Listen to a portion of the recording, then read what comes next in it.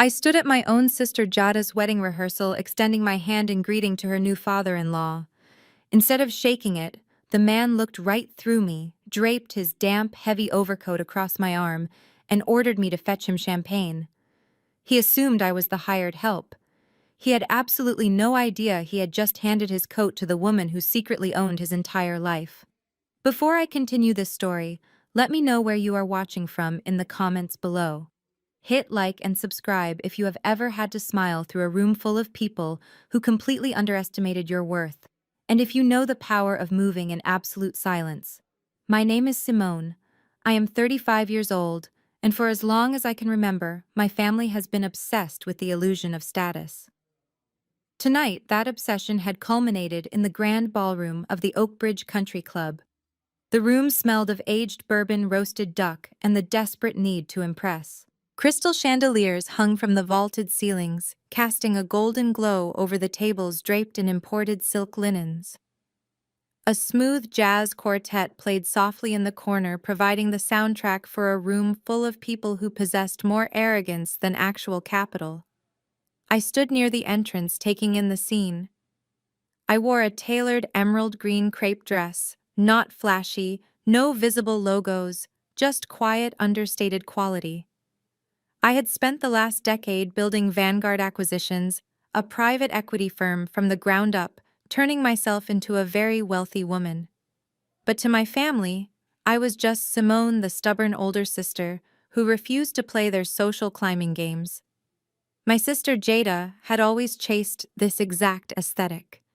She wanted the country club membership, the old money surname, and the whispered approval of people who would never truly accept her. She thought she found all of that in Preston Sterling. The Sterlings were a family whose name was plastered on half the decaying real estate in the city. They carried themselves with the unbearable weight of historical privilege. From the moment Jada and Preston started dating, my mother treated the Sterlings like royalty, treating every interaction with them as an audition for a life she felt she deserved. My mother Brenda had spent the entire morning demanding I behave perfectly. She hovered over me while I got dressed, warning me not to look too intimidating and not to talk about my business, because the Sterlings preferred traditional women. She wanted me to shrink so Jada could shine in the reflection of Richard Sterling's supposed wealth. I kept my distance because my line of work taught me how to read financial statements, and the Sterlings always projected a lifestyle that their actual balance sheets could not support.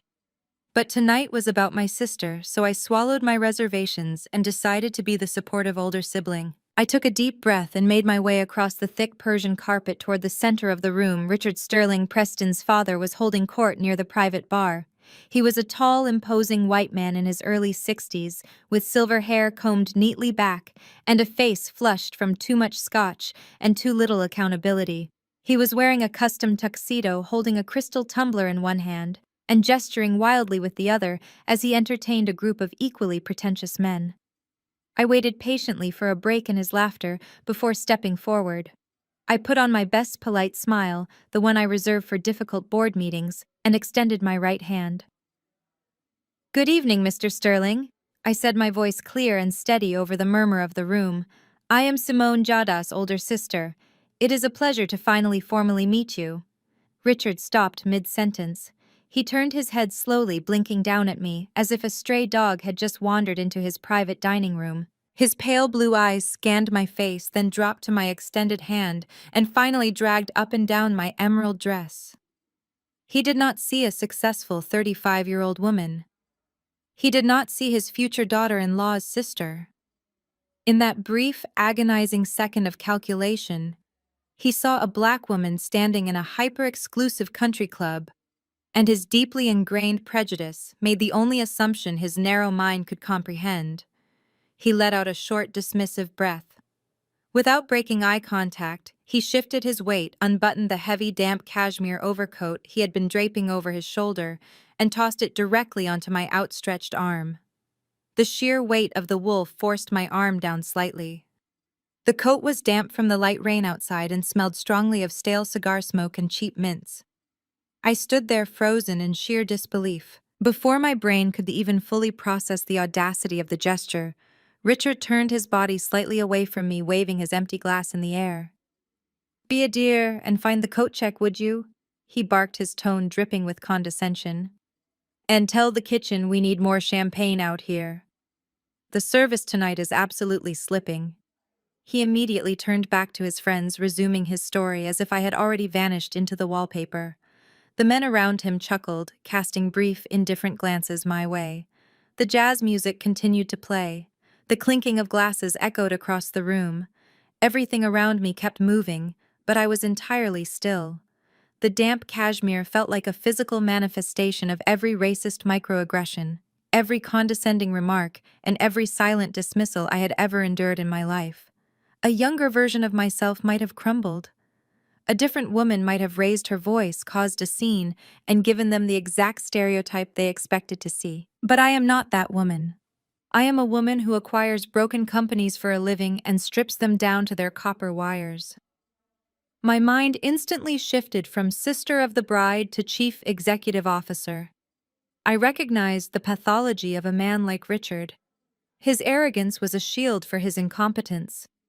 Men who treat people like garbage in public are almost always hiding massive failures in private. They demand subservience because their actual authority is slipping through their fingers. I knew this because my firm specialized in buying out the massive debts of failing developers exactly like him. I looked at the heavy coat resting on my arm. The disrespect was so casual, so effortlessly cruel that it was almost breathtaking.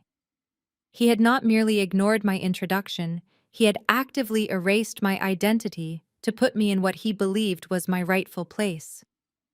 I slowly lowered my arm, letting the incredibly expensive cashmere slide off my skin and fall directly onto the floor. It landed with a soft thud against the polished hardwood right next to his polished leather shoes. My heart beat in a slow, steady rhythm. The urge to scream was replaced by a deep, glacial calm. I did not need to shout to destroy Richard Sterling. I just needed to let him keep digging his own grave. The soft thud of the heavy cashmere coat hitting the floor was barely audible over the jazz band, but to my mother, Brenda, it might as well have been a gunshot echoing through the ballroom. Before I could even take a full breath to center myself, I felt sharp acrylic fingernails dig painfully into my bare forearm. I was suddenly yanked backward with a force that nearly made me lose my footing in my heels. It was my mother. Her face was flushed, her eyes wide with a frantic, terrified energy. She did not look at my face to see if I was okay. She did not ask why the father of the groom had just treated her eldest daughter like the hired help. Instead, she dropped to her knees on the polished hardwood floor in her expensive silk gown, scrambling to retrieve Richard Sterling's discarded coat. She scooped it up as if it were a fragile newborn baby brushing imaginary dust off the dark fabric with trembling hands.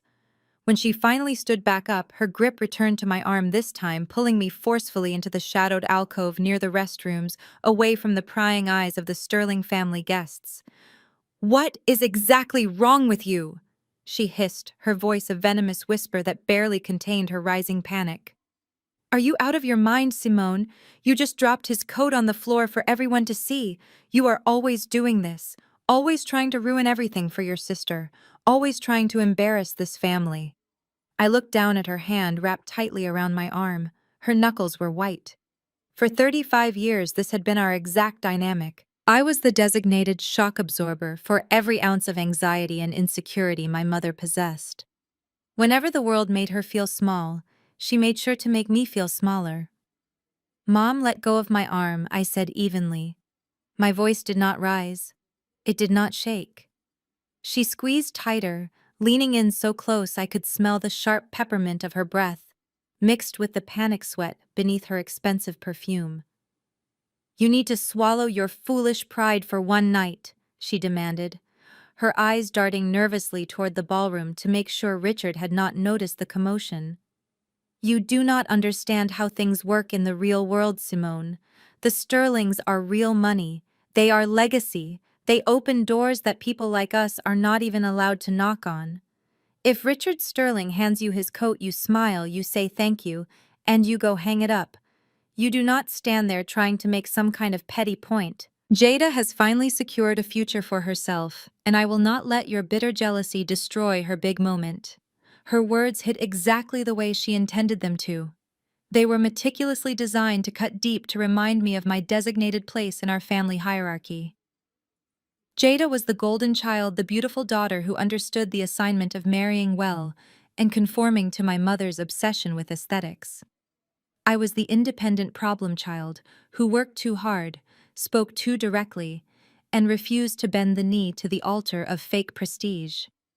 My mother was looking at me with such raw desperation that for a fraction of a second I almost pitied her. She had spent her entire adult life chasing the validation of wealthy white society. She bought into the lie that proximity to their power made her powerful. She was entirely willing to sacrifice my basic human dignity just to ensure she could keep taking pictures in their exclusive country club and posting them online for her friends to envy. She did not know that the legacy she was worshipping was currently rotting from the inside out.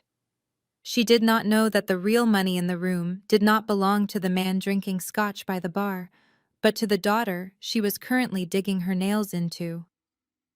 I have never been jealous of Jada a single day in my life, Mom, I replied, keeping my tone terrifyingly flat. And if you think real money behaves the way that man just did, then you are even more lost than I thought. Do not you dare lecture me, she spat back, her eyes narrowing into angry slits. I scraped and sacrificed to get you girls into good neighborhoods so you would not have to struggle. Jada listened to me. She is marrying into a family that owns half this state. And look at you, still single, still pretending your little consulting business makes you better than everyone else. I am warning you, Simone. You are going to walk back out there, you are going to apologize to Richard for the misunderstanding, and you are going to put this coat away. Or you can leave right now and not bother coming to the wedding tomorrow. It was the ultimate threat, the threat of exile. For years, that exact threat had kept me in line. The fear of being entirely cut off from the only family I had ever known usually forced me into submission. I would bite my tongue, pay the bills she demanded, and shrink myself to keep the peace. But standing in that dimly lit alcove, staring at the woman who birthed me, I realized something profoundly liberating. I did not need them anymore. I had not needed them in a very long time. The emotional hold she thought she had over me was just a ghost, a lingering habit from a childhood I had already survived. I looked at her hand on my arm one last time. Slowly and deliberately, I reached over and peeled her fingers off my skin one by one. She gasped softly, shocked by the quiet, absolute authority in my movement. I will not be apologizing to Richard, I said, my eyes locking onto hers with a chilling clarity. I will not be touching his coat ever again, and I will absolutely be attending the wedding tomorrow. You should go make sure Jada is enjoying her rehearsal dinner, Mom. The Sterlings are going to need all the support they can get very soon. Before she could stutter out another reprimand, I turned my back on her. I walked away, leaving her standing alone in the shadows, clutching a damp coat that belonged to a bankrupt man. My heart beat in a steady, triumphant rhythm as I stepped back into the glowing light of the ballroom. I walked directly toward the private bar at the far end of the room, my mind already shifting gears. The emotional games were over. It was time to execute my plan. I made my way to the private mahogany bar tucked into the far corner of the ballroom. The bartender, a young man in a crisp white shirt, asked what I wanted. I ordered a sparkling water with a twist of lime. I needed my mind perfectly clear for what was about to happen. As he handed me the heavy crystal glass, I turned to face the room. The smooth jazz band was playing a soft rendition of a classic tune, and the warm lighting made everything look like a scene from an old movie. But I was not swept up in the romance of it all. I was scanning the room like a predator mapping its territory. I reached into my small clutch and pulled out my phone. It was a secure device strictly for my corporate operations. I bypassed the usual family group chats, filled with my mother's frantic updates and Jada's wedding countdowns. I opened my direct line to my executive team at Vanguard Acquisitions. My team was used to my late-night requests. We operated on the pulse of the global market, and distressed assets did not sleep. I stood there bathed in the soft ambient light of the country club and quickly typed out a single message. Pull the complete financial dossier on Sterling Development Group. I want every outstanding loan, every leveraged asset, and every hidden liability.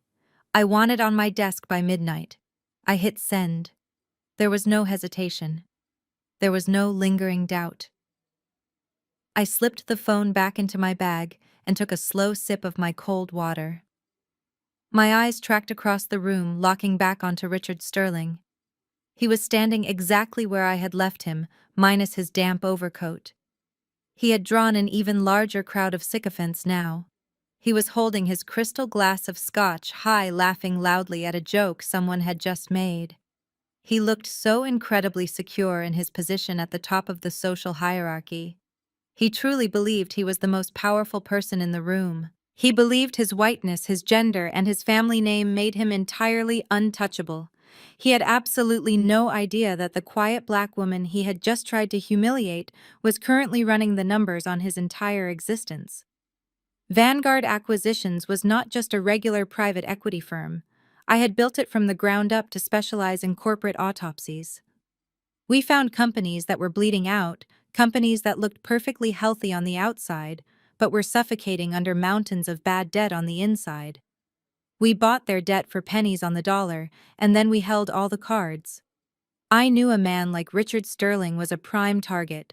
Men like him spent so much time and money polishing their public image that they completely neglected their actual financial foundations. They borrowed against their own hubris until the banks finally stopped returning their phone calls.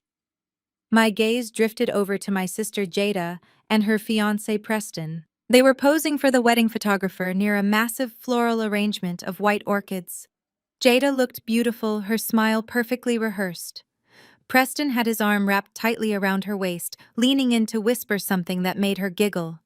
He had the exact same arrogant posture as his father. He wore his inherited wealth like a protective shield. Jada thought she had won the lottery. She thought she was marrying into a powerful dynasty that would secure her place in high society forever. She did not realize she was eagerly chaining herself to a rapidly sinking ship. Then I spotted my mother Brenda near the dessert table. She was aggressively networking, handing out her fake bright smiles to anyone who would make eye contact with her. She was trying so desperately hard to belong to a world that would never actually claim her. She had willingly sacrificed my feelings, my dignity, and our entire relationship just for a temporary guest pass to this exclusive country club. It was pathetic and tragic, but standing there watching her, I realized I could no longer allow her sickness to infect my peace. The invisible chains of family obligation that had held me down for 35 years simply snapped. The contrast between the loud noise of the party and the total silence of my execution was intoxicating. They were all playing an elaborate game of pretend. They were dancing on a floor that was rotting right underneath their expensive leather shoes. And the absolute best part was that I did not have to raise my voice to stop the music. I did not have to throw a drink or scream or make a scene to demand their respect. True power does not need an audience to validate it. True power moves in the dark. It is calculated and cold, and it strikes when you least expect it.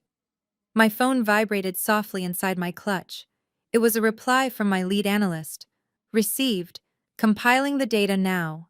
The jazz music swelled as the band transitioned into a much faster tempo. The room buzzed with careless laughter and the constant clinking of expensive crystal.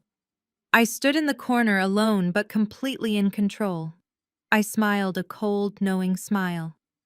Drink up, Richard, I thought to myself, watching him take another generous gulp of his aged scotch. Enjoy your expensive champagne and your elite country club membership tonight. Because tomorrow, the bill comes due, and you have absolutely no idea who is collecting. The morning of the wedding arrived with a pale gray light that felt entirely appropriate for the disaster I knew was coming. I was sitting in the corner of the massive bridal suite at the Oakbridge Country Club, holding a cup of black coffee and watching the chaos unfold. The room was supposed to be a sanctuary of joy and celebration. Instead, it looked like a war zone covered in white tulle and spilled champagne. 3 makeup artists were frozen in the corner holding their brushes like weapons, unsure if they should continue blending Jada's foundation or run for the door. The source of the chaos was standing in the center of the room. It was the head coordinator for the elite catering company, a tall, stern man named Julian, who looked like he had survived 1,000 bridezilla meltdowns and was completely immune to this one. He was holding a sleek silver tablet, tapping the screen with a manicured finger. His voice was devastatingly calm, which only made my sister Jada scream louder. "I am telling you, Julian, this is a banking error," Jada shrieked, pacing across the thick carpet in her custom silk bridal robe. Her hair was half pinned up, and her eyes were wide with a frantic, manic energy. "You are making a massive mistake. Preston comes from one of the wealthiest families in the state. They do not bounce checks. You need to call your bank right now and tell them to process the wire." Julian did not blink. "Mom, I have spoken to our bank 3 times this morning," he replied, his tone flat and professional. The wire transfer for the final $45,000 payment was initiated yesterday afternoon by Richard Sterling. However, it was rejected by the issuing institution for insufficient funds.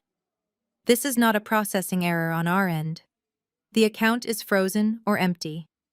Per our contract, we do not set up the raw seafood bar, the carving stations, or the champagne tower until the final balance is cleared. My staff is currently loading the equipment back into the trucks. Jada let out a sound that was somewhere between a sob and a growl. She snatched her phone off the velvet vanity stool and aggressively dialed Preston's number for what must have been the 10th time in 5 minutes. It went straight to voicemail again. She threw the phone onto the plush sofa and turned to our mother Brenda, who was pacing just as frantically near the window. "Mom, do something!" Jada demanded, tears of absolute panic welling up in her eyes. "The guests are going to be arriving for the cocktail hour in 4 hours. If there is no food, I will be the laughingstock of the entire city. Preston's friends are flying in from New York and London. We cannot serve them nothing. Call Richard. Call someone. Fix this." My mother looked like she was going to hyperventilate. The meticulously crafted illusion she had built her entire social identity around was cracking right in front of her face. She picked up her own phone, her hands shaking violently as she scrolled through her contacts. "I am calling Richard right now," Brenda muttered, her voice tight with forced optimism. "It is just a misunderstanding, Jada baby. Do not ruin your makeup. You know how these big bank transfers are. Sometimes they flag large amounts for fraud protection. The sterlings are real money. Real money does not bounce." I took a slow sip of my coffee, the dark roast tasting particularly sweet this morning. I knew exactly why the wire had bounced. It was not a fraud alert, and it was certainly not a clerical error. The dossier my team at Vanguard Acquisitions had pulled at midnight painted a picture of absolute financial devastation.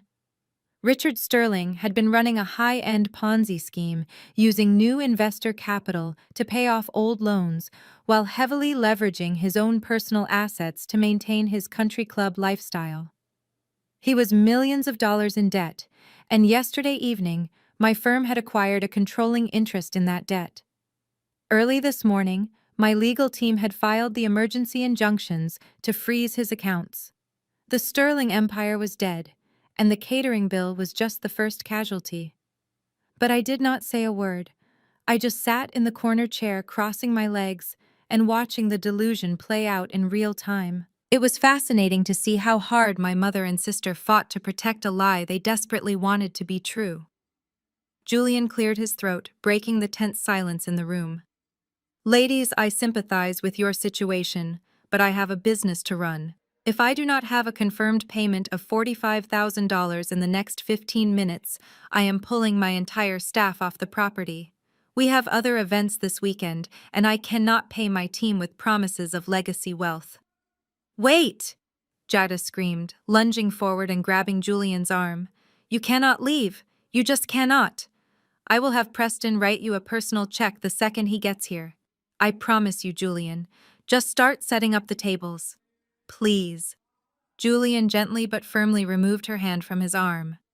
"We do not accept personal checks on the day of the event," he said, his professional mask slipping just enough to show his genuine pity. "Wire transfer or a corporate credit card only, and the card must clear immediately." "I am sorry." Jada collapsed onto the velvet vanity stool, burying her face in her hands and sobbing hysterically. Her perfect morning was shattering into a million sharp pieces. Brenda rushed to her side, stroking her hair and glaring at Julian as if he were the one who had stolen their money. "This is an outrage," Brenda snapped, her voice trembling with misplaced, righteous indignation. "When Richard finds out how you treated his future daughter-in-law, he will make sure your company never caters another event in this town again. You are making a huge mistake." Julian simply nodded, offering a tight, patronizing smile.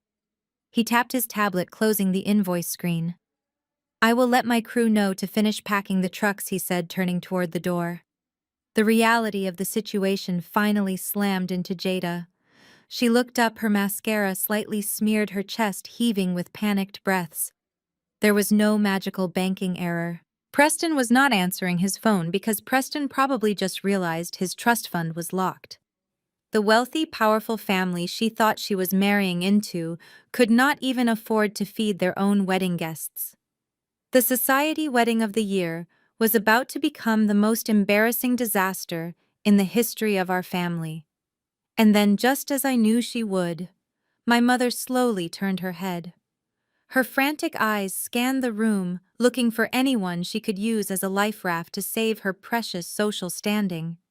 Her gaze bypassed the terrified makeup artists, the half-empty bottles of Prosecco, and the discarded silk ribbons. Her eyes locked directly onto me, sitting quietly in the corner. The panic in her face instantly hardened into a familiar toxic calculation. I saw the gears turning in her mind. She remembered the corporate credit card I used to pay for our family vacations. She remembered the quiet, comfortable life I lived, despite her constant belittling of my career. In her moment of absolute desperation, the daughter she constantly treated like a burden suddenly transformed into an open ATM. "Simone," my mother said, her voice dropping the frantic edge and adopting a sickeningly sweet tone that made my stomach turn. I placed my coffee cup on the small glass table next to me, resting my hands in my lap. I looked right back at her, keeping my expression completely unreadable. "Yes, Mom," I answered mildly. The trap was set. The catering company was walking out the door. The groom was missing in action. The fake wealth of the Sterling family was evaporating into thin air. And now the family that had spent my entire life pushing me to the side was about to ask me to save them. My mother crossed the room toward me, her heels sinking into the plush carpet. Her face had completely transformed. The bitter, condescending woman from the rehearsal dinner was gone, replaced by a desperately sweet mother who suddenly remembered she had 2 daughters. Jada trailed right behind her, clutching the edges of her silk robe like a frightened child. "Simone, honey." My mother started, her voice dripping with artificial warmth. "You heard what that horrible man just said. There is clearly an issue with the Sterling's bank. You know how these massive trust funds work. The security protocols are so strict, they probably just froze the account by mistake." I did not nod. I just let her talk. "The thing is," my mother continued, waving her hand dismissively, "we need $45,000 right now to keep the caterers here. And I know your little consulting business has been doing okay lately. You live so modestly, Simone. You are 35, you are single, you have no kids and no mortgage. What else do you have going on? You must have some savings tucked away. Be a good big sister and put this on your credit card. Preston will reimburse you first thing on Monday morning." The audacity was almost beautiful in its execution. In one breath, she managed to insult my career, minimize my life choices, and demand $45,000 as if she were asking to borrow a tube of lipstick. Jada stood behind her, nodding vigorously, her tear-stained face looking at me with a mixture of entitlement and desperation. "Please, Simone," Jada begged, her voice cracking. "This is my wedding day. You cannot let them ruin it. You just cannot. If you have the money, you have to help me. I am your sister. I sat back in my chair and looked at the two of them. For decades, they had operated under the assumption that I owed them my unconditional support simply because we shared the same blood. They had isolated me, belittled me, and treated me as an afterthought. But the moment their meticulously constructed world began to collapse, I was expected to act as their financial safety net. A younger version of myself would have handed over the money just to buy a few moments of their fragile conditional love. But that version of me was dead and buried. "I will pay the caterer," I said quietly. My mother's face instantly relaxed into a triumphant smile. She reached out to pat my shoulder, but I held up a single finger, stopping her hand mid-air. "I will pay the $45,000. I continued, my voice dropping to a colder register. "But I am not doing it as a favor. And I am certainly not doing it on blind faith. If you want my money, we are doing this on my terms." "What do you mean, your terms?" my mother asked, her smile faltering. "It is a temporary loan, Simone, for your sister." I unzipped my leather tote bag and pulled out my tablet. As the CEO of an acquisitions firm, I never traveled without my legal templates. I opened my documents folder and tapped on a standard short-form promissory note. I quickly typed in the principal amount of $45,000 and set the interest rate to a standard 8%. "I am treating this exactly like the business transaction it is," I explained, turning the screen so they could see the document. "I will authorize the payment, but Jada has to sign this legally binding promissory note first. It states that she is personally liable for the full amount plus interest. If Preston is as wealthy as you both claim he is, then he can easily wire me the funds on Monday, and the interest will be negligible. But if he does not pay, I am coming to you, Jada." Jada's mouth fell open in absolute horror. She stared at the digital contract as if it were a poisonous snake. "You want me to sign a contract?" she gasped. "Are you out of your mind? I am the bride. We are family. You cannot charge me interest to save my wedding." "This is so petty and jealous, Simone. You are only doing this to humiliate me." My mother stepped forward, her face flushing with anger. "Put that stupid tablet away, Simone. How dare you treat your own sister like a business client? Have you no shame? After everything I have sacrificed to give you a good life, this is how you repay us. By extorting your own flesh and blood on the most important day of her life." I stood up slowly. I was taller than both of them, and for the first time in my life, I let them feel the full weight of my presence. The quiet, obedient daughter was gone. "You came to me, Mom," I said, my voice dangerously calm. "You cornered me and demanded my money to fix a mess that you and the Sterlings created. You have spent the last 6 months treating me like an embarrassment because I do not fit into your desperate social climbing fantasies. Last night, you let that man treat me like a maid. And now you expect me to hand over $45,000 without a single guarantee." I looked directly at Jada, who was trembling in her silk robe. "If Preston has the money, then this piece of paper means absolutely nothing," I told her logically. "You sign it, he pays me on Monday, and we all move on." "But you are hesitating. Why is that, Jada? Are you starting to realize that the man you are marrying might be completely broke?" "Shut up!" Jada screamed, covering her ears. "Do not you dare say that about him. Preston is rich. He is just having a banking issue." "Then sign the paper," I challenged, extending my digital pen toward her. "Sign it and prove me wrong. Or do not sign it and you can go out there and tell your 300 wealthy guests that you are serving them tap water and apologies for dinner. The choice is entirely yours. But you have exactly 2 minutes before the caterer drives off this property." The room was dead silent, save for the sound of my mother's heavy breathing. The 3 makeup artists in the corner were staring at the floor, pretending they were not witnessing the complete implosion of our family dynamic. Jada looked at our mother, searching for a way out, but Brenda had nothing left to say. The fake wealth had failed them. The manipulation was not working. The only thing left was my cold, hard cash. Jada let out a bitter, sobbing breath. She snatched the digital pen from my hand with trembling fingers. She practically violently scrawled her signature on the dotted line at the bottom of the tablet screen. A single tear dripped from her chin and landed on the glass surface as she thrust the device back into my chest. "I hate you," she whispered, venom dripping from every syllable. "You are dead to me after today." I took the tablet back, ensuring the signature was saved and automatically backed up to my secure cloud servers. I locked the screen and slipped the device back into my bag. "I have been dead to you for years, Jada," I replied, completely unbothered by her dramatic declaration. "Now fix your makeup. You have a wedding to attend." I turned my back on my mother and my sister, leaving them standing in the wreckage of their own entitlement. I walked across the room toward the door where Julian, the head caterer, was waiting with his arms crossed. The look on his face told me he had heard everything, but he had the professional decency to keep his mouth shut. It was time to show them what real money actually looked like. I walked away from my mother and sister, leaving them in their cloud of panic and entitlement. I crossed the thick carpet of the bridal suite toward the heavy oak doors, where Julian, the head caterer, stood waiting. His arms were crossed over his chest, and his posture was rigid with professional impatience.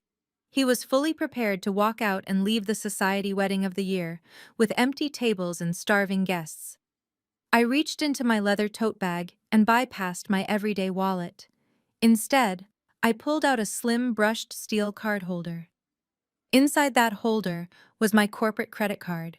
It was not a standard piece of plastic. It was a heavy black titanium American Express Centurion card issued exclusively to the executive board of Vanguard Acquisitions. It is an invitation-only card, a financial instrument that you cannot simply apply for regardless of your income. It is handed to you only when your liquid assets and corporate spending eclipse the gross domestic product of small island nations. I slid the cold metal from the holder and extended it toward Julian. He uncrossed his arms and took the card from my hand. I watched his eyes drop to the piece of metal. The sheer physical weight of the titanium always caught people off guard, and Julian was no exception. His brow furrowed slightly as he felt the heavy, cold edge of the card. He looked up at me, his professional facade cracking just a fraction, but he remained silent. He pulled his silver tablet from under his arm, tapped the screen to reopen the final invoice, and swiped the black metal edge through the card reader attached to the device. Behind me, I could hear the sharp intake of breath from my mother Brenda and my sister Jada. They were standing perfectly still, holding their breath in the center of the room. I knew exactly what they were waiting for. They were waiting for the terminal to flash red. They were waiting for the transaction to be declined so they could mock my supposed modest savings and return to their comfortable narrative, where I was just the struggling, inadequate older sister who was trying to show off. They wanted me to fail because my failure validated their choices. The tablet chimed with a bright, cheerful beep. Approved. Instantly. There was no fraud prevention hold. There was no automated phone call from a concerned bank representative asking to verify a massive charge. $45,000 was transferred from my corporate account to the catering company as easily and seamlessly as buying a cup of coffee. Julian stared at the digital receipt glowing on his screen. His eyes traced the billing information authorized by the terminal. The name registered to the card was not just my personal name. It was the parent company, Vanguard Acquisitions. I watched the blood completely drain from Julian's face. The stern, uncompromising caterer who had just confidently threatened to walk out on the Sterling family suddenly looked like he had stepped directly onto an active landmine. His eyes darted frantically from the tablet screen up to my face and back down again. He swallowed hard, his Adam's apple bobbing nervously in his throat. He knew exactly who Vanguard Acquisitions was. We had recently bought out the primary wholesale food distribution network that supplied every elite catering company on the eastern seaboard, including his. I was not just a guest at this wedding paying a bill. I was functionally the person who owned the supply chain that kept his entire business afloat. He leaned in close to me, ensuring his voice would not carry across the large room to where my mother and sister were standing. "Ms. Simone," he whispered, his voice trembling slightly, losing all of its previous stern authority. From Vanguard Acquisitions. I had absolutely no idea. I kept my expression completely neutral and gave him a single barely perceptible nod. I am so incredibly sorry. Julian stammered, his polished demeanor entirely gone, replaced by raw professional terror. If I had known who you were, if I had any idea this was your family, we would not have charged you a single dime. We would have handled this disruption internally. Please accept my deepest apologies for the inconvenience today. I will personally oversee every single detail of the reception tonight. I took the heavy black titanium card from his shaking hand and slid it smoothly back into my steel holder. The contract was with Richard Sterling Julian. I replied, my voice quiet and steady. You did your job and you protected your business. I respect that. Now go set up the champagne tower and the carving stations. My sister is very thirsty and she has a long night ahead of her. Yes, ma'am, absolutely, Julian said, practically bowing as he backed toward the door. He was already rapidly typing on his wireless headset, commanding his crew outside to immediately unpack the trucks and start the elite service. The second the heavy oak door clicked shut behind him, the atmosphere in the bridal suite drastically shifted. The suffocating panic that had gripped the room evaporated instantly, replaced by my family's trademark toxic entitlement. Jada let out a loud theatrical sigh of relief, collapsing dramatically onto the velvet sofa. She did not ask how I had access to that kind of money. She did not express a single ounce of gratitude for the fact that I had just saved her from absolute public humiliation. Finally, Jada huffed, turning her attention back to the massive vanity mirror and aggressively blending her concealer. Now the makeup artists can actually do their jobs without all this distracting financial drama. Honestly, Simone, if you had the money, you should have just offered it an hour ago, instead of making us beg and panic. You always have to make everything a big, dramatic production. My mother walked over to Jada, smoothing down the bride's silk robe, her own crisis completely forgotten. See, that was not so difficult, Brenda said dismissively, waving her hand in my direction without even looking at me. You did the right thing, Simone. Family steps up when it is required. Preston will have a check for you on Monday morning, and we can put this ugly little misunderstanding behind us forever. I did not bother correcting them. Let them enjoy their fragile delusion for a few more hours. I walked slowly back to my quiet chair in the corner of the room, sitting down and crossing my legs. But just as I picked up my coffee cup, the heavy door to the bridal suite swung open once again. In walked Catherine Sterling Preston's mother. Catherine was a sharp, angular white woman who moved with the predatory grace of someone who had spent her entire life defending her high society territory. She was draped in a custom-tailored silk suit and wore a massive diamond tennis bracelet that my Vanguard analysts had informed me was currently heavily leveraged against a second mortgage. Unlike her husband Richard, who was blinded by his own loud arrogance, Catherine was quiet and deeply observant. She had been standing in the hallway just outside the door. She had seen Julian the caterer rushing out of the room, looking absolutely terrified, barking orders at his staff with frantic urgency. She had seen him bowing his head to me in the doorway. And as she stepped into the suite, her cold blue eyes locked directly onto the black titanium card just before I slipped it back into my leather tote bag. Catherine did not look at Jada, the frantic bride. She did not look at my mother, who immediately began fawning over her arrival, praising her beautiful suit. Catherine looked directly across the room at me. Her gaze was piercing and deeply calculating. She had heard Julian whisper the name Vanguard Acquisitions in the hallway.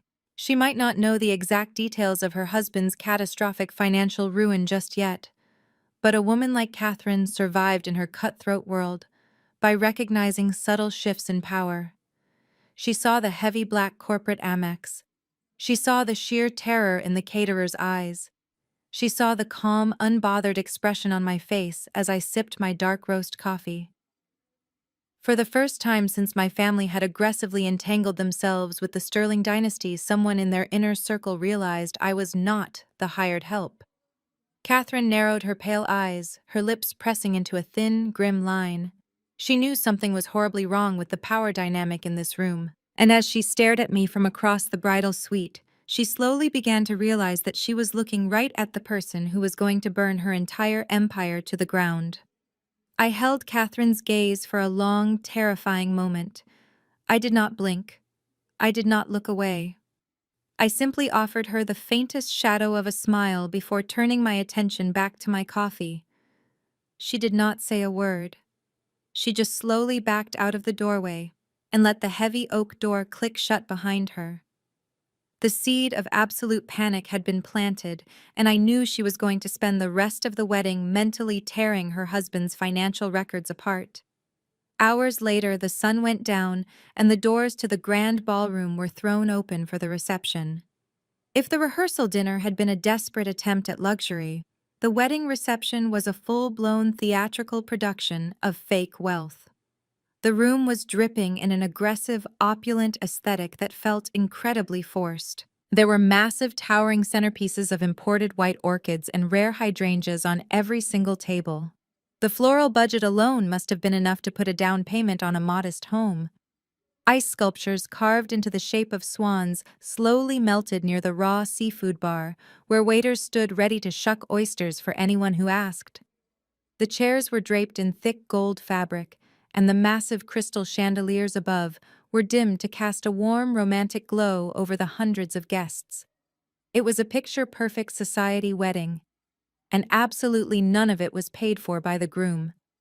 I was seated at a small round table, tucked away in the far back corner of the room, directly next to the swinging kitchen doors. Traditionally, the sister of the bride and the maid of honor would be seated at the main head table with the wedding party. But my mother and Jada had carefully orchestrated the seating chart to ensure I was completely hidden from the main cameras and the elite guests. They placed me at a table with three distant elderly cousins who spent the entire evening complaining about their joints and a couple of Preston's awkward college friends who were already deeply intoxicated and clearly did not want to be there. It was supposed to be a punishment. It was a calculated move designed to make me feel isolated, insignificant, and acutely aware of my lowly status in their newly elevated world. Instead, I found the placement absolutely perfect. It gave me an unobstructed tactical view of the entire ballroom, without requiring me to engage in any meaningless small talk. I sat quietly sipping my sparkling water and watching the tragic comedy unfold before my eyes. The emotional friction in the room was palpable to anyone paying attention. On one side, you had the Sterling family parading around like American royalty. Richard Sterling had fully recovered his arrogant swagger from the night before at the country club. He was walking from table to table, slapping men on the back and kissing the cheeks of wealthy socialites, playing the role of the generous billionaire patriarch with flawless execution. He was drinking top-shelf champagne that my corporate credit card had secured just a few hours prior. He was laughing and telling stories, completely blind to the fact that his entire empire had already been legally signed over to my firm. On the other side, you had my family. My mother Brenda was working the room with a manic, desperate energy that honestly made me feel a deep flicker of second-hand embarrassment. She had completely abandoned her own family members, leaving my aunts and uncles to fend for themselves while she fawned over Preston's relatives. I watched her practically corner a group of older white women near the edge of the polished wooden dance floor. She was laughing entirely too loud at jokes she probably did not understand, aggressively nodding in agreement with whatever they were saying. She was bending over backward to prove she belonged in their world, completely oblivious to the polite but condescending smiles they exchanged with one another the moment she turned her back. Brenda walked right past my corner table 3 different times without so much as a glance in my direction. I had saved her youngest daughter from total public humiliation. I had fronted $45,000 to ensure this lavish reception even existed. But in her mind, I had simply performed my required duty as the family scapegoat. I was a tool to be used in emergencies and then immediately put back in the box out of sight. Acknowledging me meant acknowledging the reality of where the money had actually come from, and Brenda preferred to live inside her beautiful, expensive lie. She wanted so desperately to believe that her daughter's marriage had permanently elevated her social standing. The grand entrance of the bride and groom was announced with a blast of triumphant orchestral music. Jada and Preston descended the grand sweeping staircase into the ballroom, while the crowd erupted into polite applause. Jada looked radiant, her face flushed with the ultimate victory. She was wearing a second custom gown for the reception, this one covered in intricate beadwork that caught the light of the chandeliers with every step. She clung to Preston's arm, looking up at him like he was the center of her entire universe. She had successfully secured the bag. She had the diamond ring, the prestigious name, and the elite status she had been chasing since we were teenagers. Preston looked incredibly smug. He waved to his fraternity brothers in the crowd and raised his glass to his father across the room. He possessed that specific brand of unearned confidence that only comes from generational wealth and an absolute lack of personal accountability. He genuinely believed he was superior to everyone in my family. He believed he was doing Jada a massive charitable favor by giving her his last name. He did not know that his massive trust fund was currently locked by a federal judge. He did not know that his inheritance was entirely non-existent. I watched them take their seats at the massive head table, positioned directly in the center of the room, surrounded by a wall of white roses. The servers, dressed in crisp white jackets, immediately began bringing out the first course. It was a delicate lobster bisque, followed by a salad of mixed winter greens and perfectly seared filet mignon. The food was immaculate. The presentation was flawless, and every single bite they took belonged to Vanguard Acquisitions. As the multi-course dinner service continued, I noticed Catherine Sterling sitting beside her husband at the head table. While Richard was busy boasting to the mayor and Jada was busy glowing for the wedding photographer, Catherine was completely rigid. She had barely touched her expensive wine. Her eyes kept scanning the room nervously, darting through the massive crowd until they eventually landed on my corner table in the back. Even from a distance, I could see the intense tension radiating from her stiff shoulders. She had clearly tried to confront Richard about the caterer and the credit card, but in a room full of high society guests, she could not risk causing a scene. So she was forced to sit there trapped in a beautiful designer gown, smiling for the cameras, while the dreadful realization of their impending financial ruin slowly suffocated her. I raised my glass of water in her direction, moving it just a fraction of an inch off the table. A silent toast between the only two women in the room who actually understood the mathematical reality of the situation. Catherine quickly looked away, her jaw clenched tight, her face turning slightly pale. The stark contrast between my quiet, absolute confidence and my family's desperate need for validation was striking. I did not need to wear a gown covered in crystals or laugh loudly at rich men's terrible jokes to feel powerful.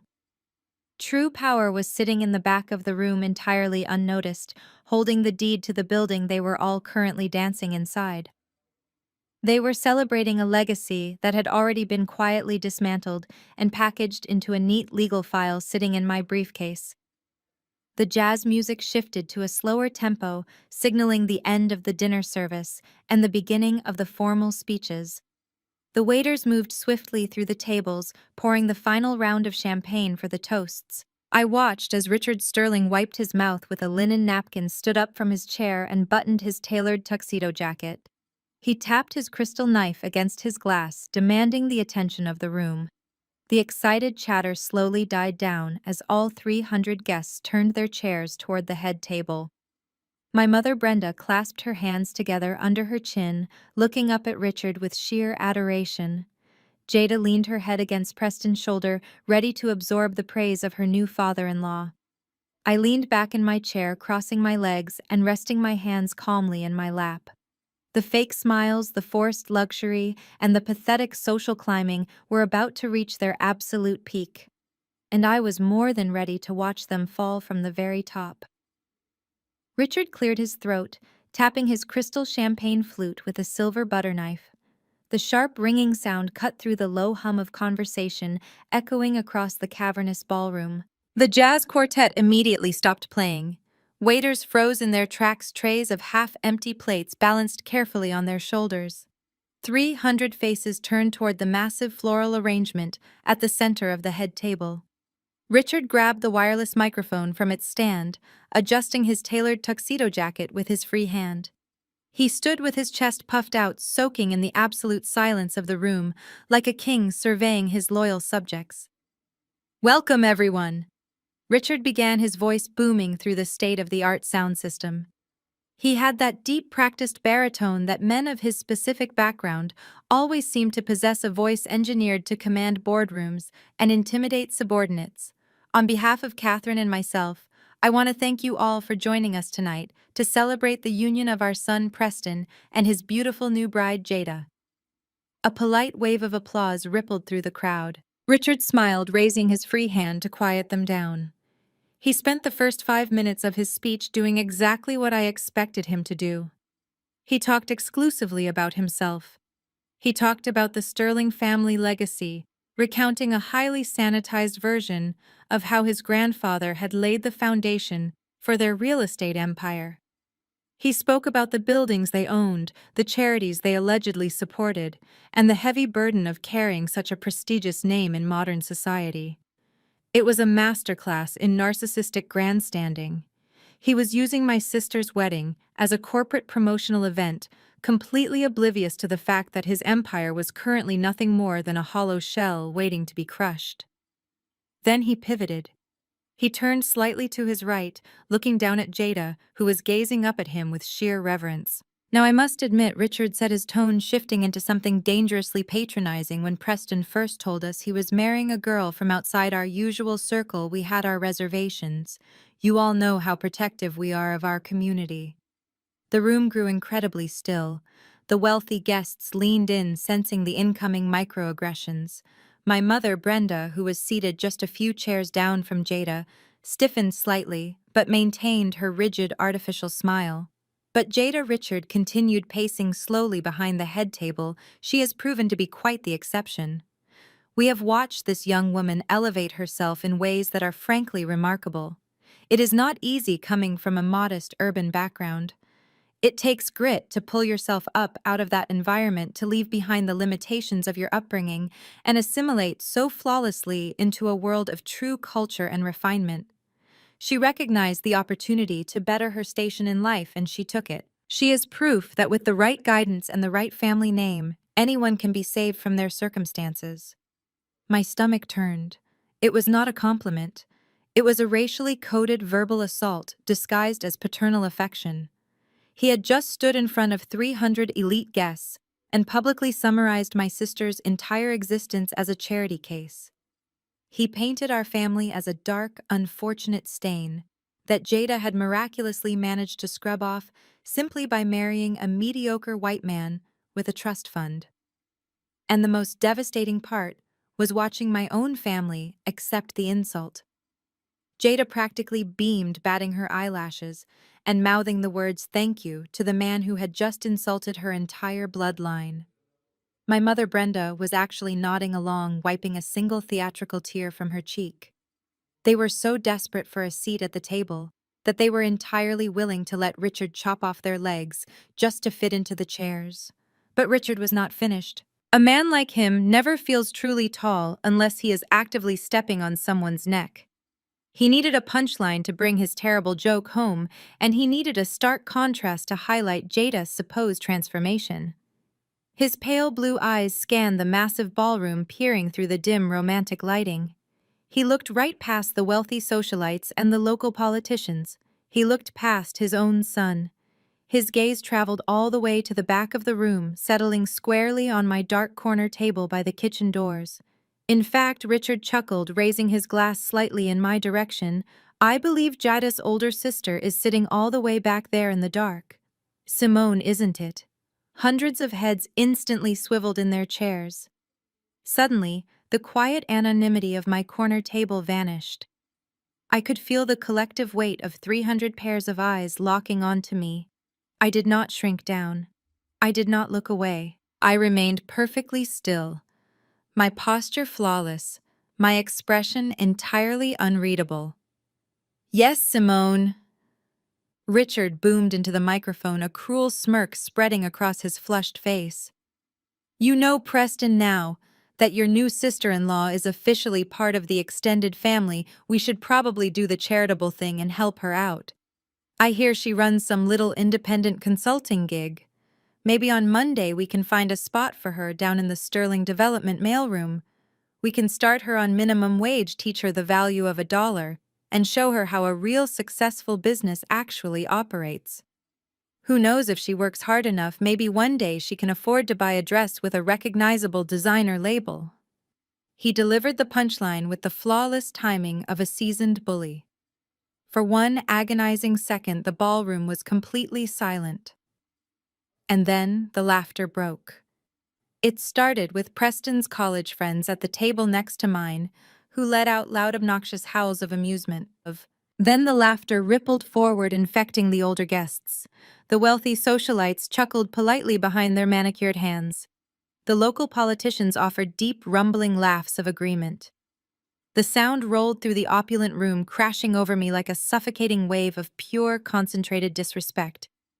It was the sound of an entire room of privileged people collectively agreeing that my existence as an independent Black woman was inherently comical.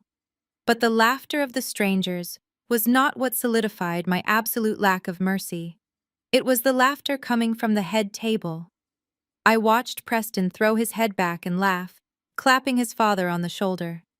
I watched my mother Brenda cover her mouth with her napkin, her shoulders shaking as she giggled along with the crowd, sacrificing her eldest daughter to the altar of high society approval. And I watched Jada, my own sister, the woman whose entire wedding I had just salvaged from ruin, look directly at me and smile a wicked, triumphant little smile.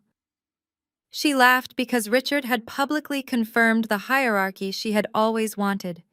She was the successful, beautiful Sterling bride, and I was the bitter, struggling spinster sister who belonged in the mailroom. It was the ultimate public humiliation.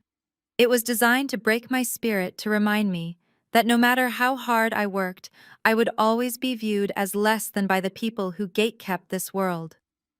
I looked down at the crystal glass of sparkling water resting in my hand. The ice cubes clinked softly against the sides. My heart rate had not increased by a single beat. My hands were not shaking. A strange, profound sense of peace washed over me entirely, replacing the anger. You cannot be humiliated by people you fundamentally do not respect. And you certainly cannot be threatened by people whose financial existence rests entirely in the palm of your hand. Let them laugh, I thought to myself, taking a slow, deliberate sip of my water. Let them enjoy this brilliant, hilarious moment. Let Richard Sterling feel like the undisputed king of the world. Because every single person laughing in this magnificent ballroom was sitting on furniture that I now legally owned. They were eating food that my corporate account had paid for. They were celebrating a billionaire dynasty that currently had a net worth sitting in the negative millions. Richard had just told a room full of people that he was going to teach the CEO of Vanguard Acquisitions how a real business operates. The irony was so rich, so deeply intoxicating, that I almost let a genuine smile slip across my face. The laughter slowly died down, replaced by scattered applause, as Richard finished his toast and took a long, self-satisfied drink of his champagne. The jazz band smoothly transitioned back into a lively set, and the guests turned their attention back to their plates. The spotlight moved off me, but the heavy, lingering tension remained. My family had officially drawn their line in the sand. They had publicly chosen their side, and in doing so, they had completely absolved me of any lingering guilt for what I was about to do to them. The scattered applause faded into the background as the jazz quartet picked up a lively, upbeat tune. Waiters in pristine white jackets flooded the floor, expertly clearing the salad plates and pouring fresh champagne. The tension in the room dissolved back into the comfortable hum of wealthy people discussing their investment portfolios and summer homes. At the head table, Richard Sterling took his seat with a triumphant sigh, looking incredibly pleased with himself. My mother Brenda leaned over to clink her glass against his, offering a radiant smile of absolute submission. Jada was glowing, practically vibrating with the thrill of being publicly validated by the patriarch of her new family. I remained at my small table in the dark corner of the ballroom. I did not touch my food. I simply sat there watching the grand illusion continue to play out. Out of the corner of my eye, I saw movement. Preston was stepping down from the elevated platform of the head table. He adjusted his silk tie and began making his rounds through the massive ballroom. He was playing the perfect groom, shaking hands with the local politicians, kissing the cheeks of elderly socialites, and accepting their generous envelopes of cash. He moved with a loose, arrogant swagger. The combination of his father's racially coded speech and the expensive alcohol flowing through his veins had clearly inflated his ego to dangerous new heights. I watched him navigate the room. He was a man who had never been told no, a man who had never faced a single consequence for his actions. He believed that his last name was a magical shield that would protect him from the realities of the world forever. As he got closer to my side of the room, I noticed his eyes scanning the tables until they locked onto me.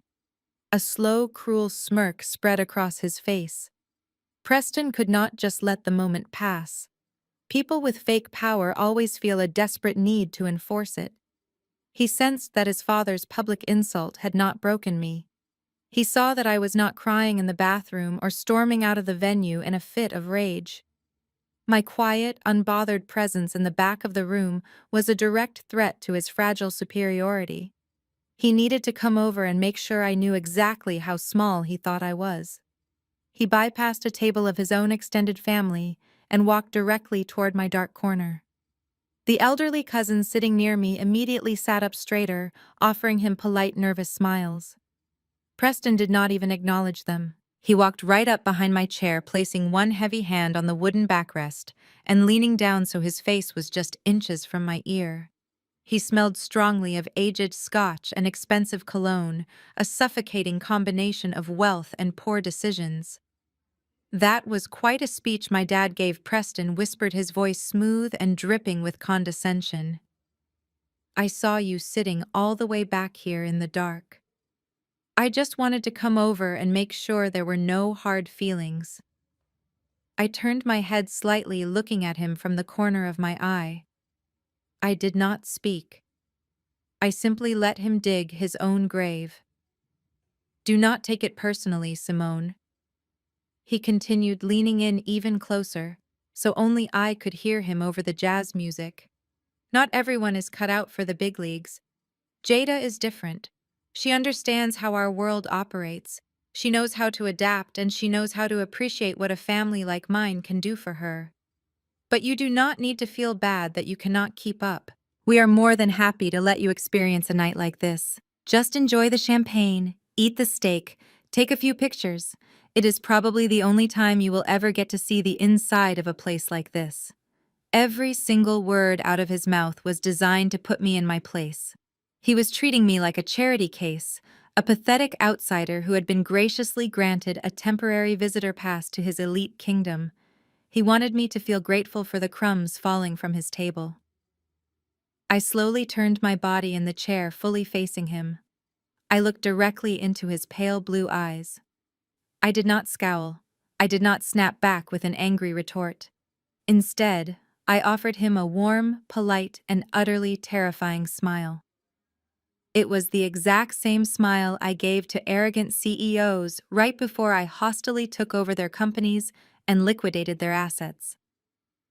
"Thank you, Preston," I said, my voice perfectly level and unnervingly calm. "I appreciate you coming over to clarify things. I will make sure to remember exactly where I stand in relation to your family." Preston chuckled, completely missing the deadly promise wrapped in my polite tone. He patted my shoulder with heavy, patronizing condescension. "That is the spirit," he said, standing back up and adjusting his jacket. "See you on the dance floor, Simone." He turned and walked away, strutting back toward his beautiful bride and his supposedly impenetrable legacy. He felt like an absolute king. He felt like he had successfully dominated the annoying older sister and secured his position at the top of the food chain.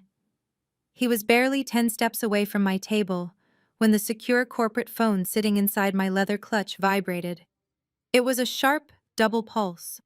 the specific notification tone I had set strictly for my executive legal team. I reached into the bag and pulled out the sleek device. The screen illuminated the dim corner of the ballroom, casting a pale blue light across my face. It was a highly encrypted message from Elias, the lead attorney at Vanguard Acquisitions. I tapped the screen, opening the secure portal. The message was short, precise, and completely devastating. The ink is dry. As of 8 o'clock tonight, Vanguard owns 85% of Sterling Development's outstanding debt. We hold the paper on everything: the commercial properties, the unfinished high-rises, and even their private estate. I read the words twice, letting the absolute magnitude of the message wash over me. Holding the paper on 85% of their debt meant that my firm was now the primary creditor for the entire Sterling bloodline. We controlled their mortgages, their corporate loans, and their lines of credit. If Richard Sterling wanted to buy a cup of coffee tomorrow morning, he would technically have to ask me for permission. The massive mansion Preston had been bragging about all night, the home Jada thought she was moving into tomorrow, it no longer belonged to them. It belonged to Vanguard. It belonged to me. I slowly pulled back the long tailored sleeve of my emerald crepe dress. The heavy gold face of my Rolex caught the light from the chandeliers above. I checked the time. It was exactly 8:15 p.m. I stared at the hands of the watch as the reality of the timeline settled into my mind. 15 minutes ago, Richard Sterling was standing on a stage, holding a microphone and publicly offering me a minimum wage job in his mailroom. 15 minutes ago, my mother and sister were laughing at my expense, completely secure in their belief that they had finally surpassed me. And less than 60 seconds ago, Preston had leaned over my shoulder to tell me I was not cut out for the big leagues. They were mocking me while they were already entirely financially ruined. While Richard was delivering his racist punchline, the final signatures were being stamped in a downtown law office. While Preston was telling me to enjoy the free champagne, my legal team was actively seizing the accounts that paid for it. They had spent the entire evening putting on a spectacular theatrical performance of absolute supremacy, completely unaware that the stage they were standing on had already been demolished. I pressed the side button on my phone, locking the screen and slipping it back into my clutch. I picked up my crystal glass of sparkling water and took a long, refreshing sip. The cold liquid felt incredible against my throat. The heavy, suffocating weight of my family's toxic expectations, the years of being the scapegoat, the constant, relentless microaggressions, it all simply evaporated into the warm air of the Oakbridge Country Club. I was no longer the discarded older sister sitting in the dark corner. I was the executioner. And I had just received the official green light to drop the blade. I looked across the ballroom at the head table. Jada was laughing, throwing her head back as Preston whispered something in her ear. Richard was pouring himself another glass of $1,000 scotch. They were so incredibly happy. They were at the absolute peak of their lives. I set my glass down on the table. The waiting period was officially over. It was time to introduce the Sterling family to the big leagues. The jazz quartet was in the middle of a lively saxophone solo when the massive double doors at the main entrance of the ballroom suddenly swung open. They did not just open, they were pushed apart with the kind of heavy, deliberate force that immediately commands attention. Two men stepped into the opulent space, flanked by a discreet but visibly armed security detail. The first was Governor Mitchell, a man whose face was plastered on every news station and billboard in the state. Beside him walked Thomas Wright, a prominent tech billionaire whose latest artificial intelligence acquisitions had recently placed him on the cover of global finance magazines. These were not men who attended local society weddings. These were men who moved global markets, who dictated state legislation, and who possessed the kind of stratospheric wealth that made Richard Sterling's country club aesthetic look like a child's lemonade stand. The effect their arrival had on the room was instantaneous and absolute. The saxophone player squeaked a sour note before pulling the gold instrument from his lips. The drummer stopped mid-beat. The low, comfortable hum of 300 wealthy guests discussing their summer homes and investment portfolios completely evaporated into thin air. The ballroom went entirely dead silent.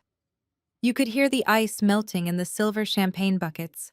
Every single eye in the room locked onto the two uninvited billionaires standing in the doorway. From my quiet vantage point in the dark corner by the kitchen doors, I had a perfect unobstructed view of the head table. Richard Sterling had been in the middle of pouring himself another glass of $1,000 scotch. When he looked up and saw Governor Mitchell and Thomas Wright, his hand actually trembled, causing the amber liquid to spill over the crystal rim and stain the pristine white tablecloth. His face underwent a rapid, terrifying transformation. The arrogant flush of his earlier speech drained completely, leaving him pale and wide-eyed. But that initial shock was almost immediately replaced by a frantic, manic desperation. I knew exactly why Richard was looking at them like a starving man staring at a feast. My financial analysts at Vanguard Acquisitions had uncovered the desperate paper trail weeks ago. For the past 2 years, Richard had been aggressively lobbying the governor's office and practically stalking Thomas Wright's investment firm. He had been begging for a meeting, pleading for a massive state-backed bailout or a tech partnership to save his rapidly failing real estate empire from total collapse. He had sent hundreds of frantic emails, made dozens of unreturned phone calls, and leveraged every single social connection he had just to get 5 minutes in a room with either of them. His company was bleeding cash, his investors were threatening lawsuits, and his creditors were circling like vultures. And now, by some miraculous twist of fate, the two men holding the keys to his salvation had just walked right into his son's wedding reception. Richard did not hesitate. He completely abandoned his expensive drink, leaving the heavy crystal bottle sitting in a puddle of spilled scotch. He shoved his chair back so violently it tipped over and crashed against the elevated platform of the head table. He did not care. The polished, composed patriarch, who had just spent the last 2 hours lecturing the room on proper high society etiquette, was suddenly scrambling across the floor like a desperate beggar. As he rushed past his son, he reached out and grabbed Preston's arm with a bruising, aggressive grip. "Come with me, Richard," hissed his voice, carrying easily in the completely silent room. "Get your wife. Hurry up." Preston, caught completely off guard by his father's sudden erratic behavior, stumbled forward. He blindly reached back and grabbed Jada's hand, yanking her out of her chair without warning. Jada let out a small yelp of surprise, her heavy custom-beaded gown catching slightly on the table linen as she was dragged across the platform. The three of them moved across the polished wooden dance floor in a frantic, awkward procession. Richard was practically tripping over his own custom leather shoes, his eyes locked onto the governor and the billionaire with a terrifying, unblinking intensity. He was sweating heavily now, his neatly combed silver hair suddenly looking slightly disheveled. He was convinced this was his golden moment. He genuinely believed his legacy, his name, and his sheer proximity to wealth had somehow magically summoned these titans of industry to rescue him from his impending ruin. He thought they had finally recognized his importance and come to pay their respects to the Sterling dynasty. My mother Brenda had stood up from her chair at the head table, her hands clasped tightly under her chin. She was vibrating with excitement, completely misreading the entire situation. She thought this was the ultimate validation of her life choices. She thought the governor of the state had come to personally bless her daughter's marriage. She was already looking around the room at the other wealthy guests, making sure they were witnessing her proximity to absolute power. She was ready to brag about this moment for the rest of her natural life. I remained seated in the shadows, entirely unbothered by the spectacle unfolding in front of me. I crossed my legs and rested my chin on my hand, watching Richard Sterling march directly toward his own execution. He was a man who had spent his entire life judging people based on their pedigree and the balance of their bank accounts. He had just publicly humiliated me because he thought I lacked the capital to defend myself. He was about to learn a very painful lesson about what happens when you attempt to play the game of capitalism with people who actually own the board. Governor Mitchell and Thomas Wright had not moved from the entrance. They were not mingling, they were not grabbing flutes of champagne from the frozen waiters. They stood just inside the heavy double doors, their security detail forming a subtle but firm perimeter around them. Their eyes were scanning the massive, dimly lit ballroom, actively searching for someone specific. Richard finally reached them, stopping just a few feet away. He threw his shoulders back, taking a deep breath to compose himself and desperately trying to resurrect the arrogant swagger he had displayed during his racially coded toast. He plastered a massive, eager smile across his flushed face and extended his hand toward the governor. Governor Mitchell Richard projected his voice, speaking loud enough for the closest tables to hear clearly, attempting to establish dominance in front of his wealthy peers. What an absolute honor! I am Richard Sterling. We have been trying to coordinate a meeting with your office for quite some time. And Thomas, it is a profound pleasure to finally have you at Oakbridge. Welcome to my son's wedding. This is Preston and his beautiful new bride, Jada. We are absolutely thrilled you could make the time to join our celebration tonight.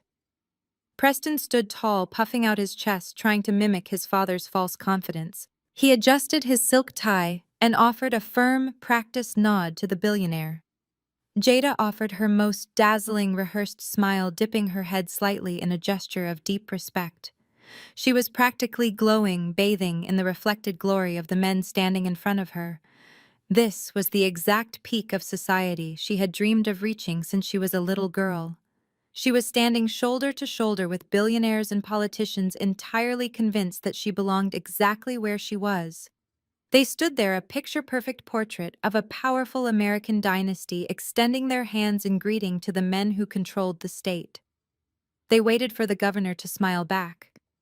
They waited for Thomas Wright to shake their hands and congratulate the happy couple. They waited for the ultimate validation that would prove they resided at the very top of the world. I watched from my quiet table in the back, my corporate phone resting safely inside my leather clutch, containing the encrypted legal documents that proved Richard Sterling did not even own the tuxedo he was currently wearing. The silence in the ballroom stretched out, becoming heavy and incredibly suffocating. 300 wealthy guests held their breath, watching the interaction at the front doors. I kept my eyes locked on the governor's face, waiting for the exact moment the Sterling family illusion completely and irreversibly shattered. Richard Sterling stood with his arm fully extended, his hand hovering in the empty space between himself and the two most powerful men in the state. He had completely abandoned all protocol and dignity in his desperate rush to the door. His chest was puffed out, his tailored tuxedo jacket straining slightly at the buttons, and his face was frozen in a massive, eager smile that looked more like a grimace of pure panic. He had delivered his introductory speech with the volume and theatricality of a man who firmly believed he was the main character of the universe. He genuinely expected Governor Mitchell to stop in his tracks, grasp his hand with equal enthusiasm, and offer a loud, jovial greeting that would validate the Sterling family dynasty in front of all 300 wealthy guests. Governor Mitchell did not even slow his pace. The governor was a man who navigated crisis for a living. He dealt with federal budgets, state emergencies, and international trade agreements. To him, a failing local real estate developer was not a peer or a person of interest. Richard was simply an obstacle standing in the doorway of a room he needed to enter. The governor stopped just short of Richard's outstretched hand. He did not smile. He did not offer a polite word of congratulations for the wedding. He did not even acknowledge Preston or Jada, who were standing right next to Richard, glowing with naive anticipation. Instead, Governor Mitchell looked down at Richard's extended hand for a fraction of a second, as if trying to understand why this sweating, desperate man was blocking his path. Then he lifted his gaze, locking eyes with Richard. The look the governor gave him was completely devoid of warmth or recognition. It was a look of cold, clinical evaluation. It was the exact same look you might give a stranger who accidentally bumps into you on a crowded sidewalk. Without uttering a single syllable, the governor gave Richard a curt, dismissive nod. It was not a nod of greeting. It was a physical command to move out of the way. It was the absolute lowest form of nonverbal communication, a microscopic acknowledgement that a human being was occupying space in front of him, and nothing more. Before Richard could even process the devastating reality of that nod, Governor Mitchell simply stepped around him. He shifted his weight to the right, completely bypassing Richard's outstretched hand, and walked smoothly into the grand ballroom. Thomas Wright, the billionaire tech mogul walking closely beside the governor, was even more brutal in his dismissal. He did not even bother to offer a nod. His eyes were scanning the dim, romantic lighting of the opulent room, completely ignoring the Sterling family as if they were literally invisible. When Richard instinctively took a half step forward, trying to block their path and force an interaction, the private security detail instantly intervened. A massive man in a dark suit stepped smoothly between Richard and the billionaires, lightly pressing the back of his hand against Richard's chest. It was not a violent shove, but it was an immovable physical barrier. The security guard did not look at Richard either. He simply swept him aside like a piece of inconvenient furniture, allowing the two titans of industry to continue their search of the room uninterrupted. Richard Sterling was left standing entirely alone in the center of the entranceway, his arms still extended into the empty air. The physical manifestation of his irrelevance was so stark and so absolute that it was almost painful to watch. The massive, eager smile slowly melted off his flushed face, replaced by a mask of pure, unadulterated shock. His jaw went slack. The blood completely drained from his cheeks, leaving his skin a pale, sickly gray under the warm glow of the crystal chandeliers. He looked down at his own empty hand, as if he could not comprehend why it was not currently shaking the hand of the governor. For a man whose entire identity was built on the foundation of his perceived social dominance, this public rejection was not just embarrassing, it was entirely fatal. He slowly let his arm drop to his side. His shoulders slumped forward entirely, deflating the arrogant posture he had carried all night. The illusion of his power had been punctured and stripped away in less than 5 seconds. Beside him, Preston looked completely lost. Preston had spent his entire 33 years on this earth watching people bow down to his father. He had been conditioned to believe that the Sterling name was a magical key that opened every single door in the state. He had just confidently pulled his new bride across the room, fully expecting to be embraced by billionaires. Now he stood there, shifting his weight awkwardly, his mouth slightly open, staring at the backs of the governor and the tech mogul as they walked away. Preston looked at his father, waiting for Richard to do something to fix the situation, to shout a command or assert his authority. But Richard had nothing left. The big leagues. Preston had so arrogantly bragged to me about just minutes ago had arrived, and they had instantly relegated his family to the absolute bottom of the hierarchy. Jada was perhaps the most devastated of them all. The radiant, triumphant glow that had illuminated her face all evening was entirely extinguished. She was still clutching Preston's arm, but her grip was no longer affectionate, it was tense and rigid. She had worn her heavy, custom-beaded gown like a suit of armor, believing it proved she finally belonged in this elite world. But standing there, ignored and bypassed by the only people in the room who truly mattered, she suddenly looked incredibly small. She looked around the room, her eyes wide with sudden panic, realizing that every single person in the ballroom had just witnessed her new family being treated like absolute garbage. The silence in the grand ballroom had shifted from shocked anticipation to a heavy, suffocating judgment. 300 wealthy guests had watched the entire interaction play out. In high society, perception is reality.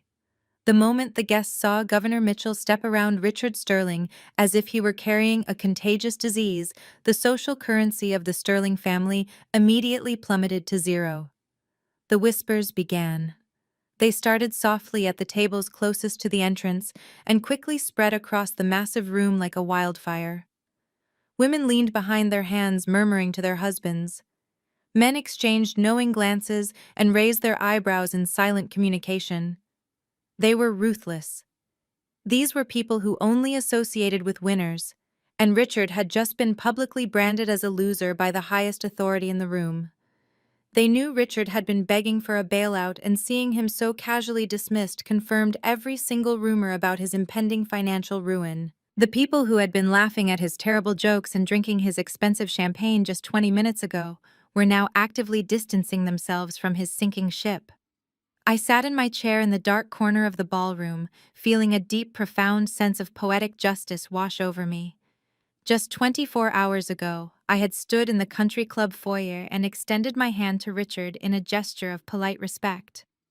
He had looked at me with absolute disgust, ignored my hand, and tossed his damp, heavy overcoat onto my arm. He had treated me like I was invisible because I did not possess the specific aesthetic of wealth he worshipped. Now the universe had returned the favor with terrifying precision. Richard had extended his hand to the governor, desperately begging for respect, and he had been handed the exact same cold, silent dismissal he had given me. The only difference was that when Richard ignored me, I had quietly walked to the bar and bought his entire bloodline. When the governor ignored Richard, Richard had absolutely no recourse. He had no secret leverage. He had no hidden capital. He was just a broke, desperate old man standing in a rented tuxedo watching his fake empire crumble in front of 300 people. My mother Brenda, who had been practically vibrating with excitement at the head table, was now completely frozen.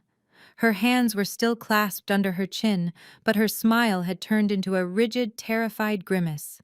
She did not understand the intricate financial dynamics at play, but she possessed a primal understanding of social humiliation.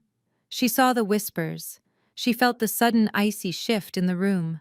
The powerful dynasty she had forced me to subsidize and manipulated my sister into marrying was being publicly humiliated, and she had tethered her entire identity to their sinking vessel. Governor Mitchell and Thomas Wright continued their steady pace across the polished wooden dance floor, completely unbothered by the trail of psychological destruction they had just left at the front doors.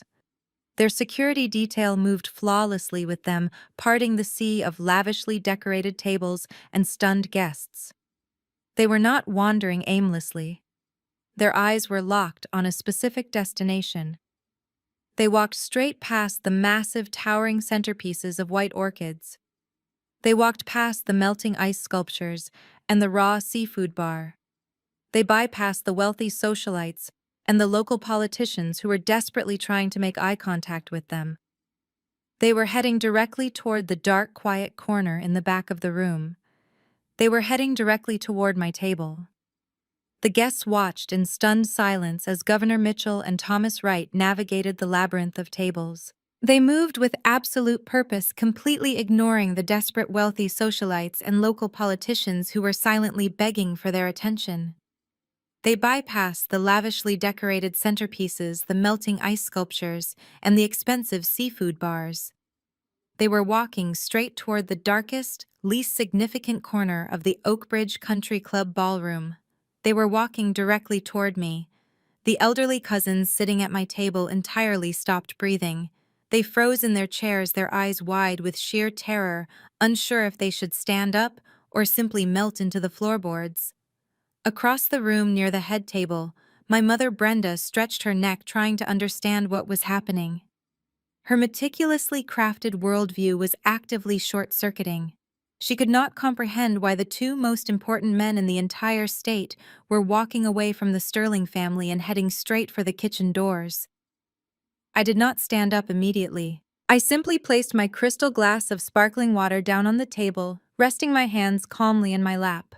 I watched them approach, waiting until they were exactly 5 feet away. The private security details seamlessly stopped, forming a subtle protective half-circle facing outward to keep the curious guests at bay. Then I slowly stood up, smoothing the front of my tailored emerald dress. Governor Mitchell's stern professional demeanor, the same cold expression that had just devastatingly dismissed Richard Sterling, instantly melted away.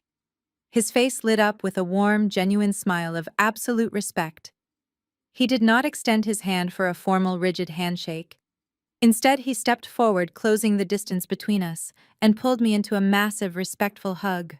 "Simone," he said, his voice booming, carrying effortlessly over the thick, heavy silence of the room. "I was hoping I would catch you here tonight. Congratulations on the massive Sterling buyout. Vanguard saved the city a massive headache today." Thomas Wright, the billionaire tech mogul, stepped up right beside him, offering a firm, aggressive handshake. "Brilliant play," Simone Thomas added, a wide grin spreading across his face. "Your legal team moved faster than anyone on Wall Street anticipated. Acquiring 85% of their debt in a single afternoon is absolutely going to be taught in business schools next semester." You outmaneuvered every single bank in the district. If an actual bomb had detonated in the center of the ballroom, it would have caused significantly less psychological damage than those spoken words. The jazz band, which had been awkwardly trying to maintain a low background melody, completely lost their rhythm. The saxophone player dropped his instrument from his lips. The drummer froze mid-beat.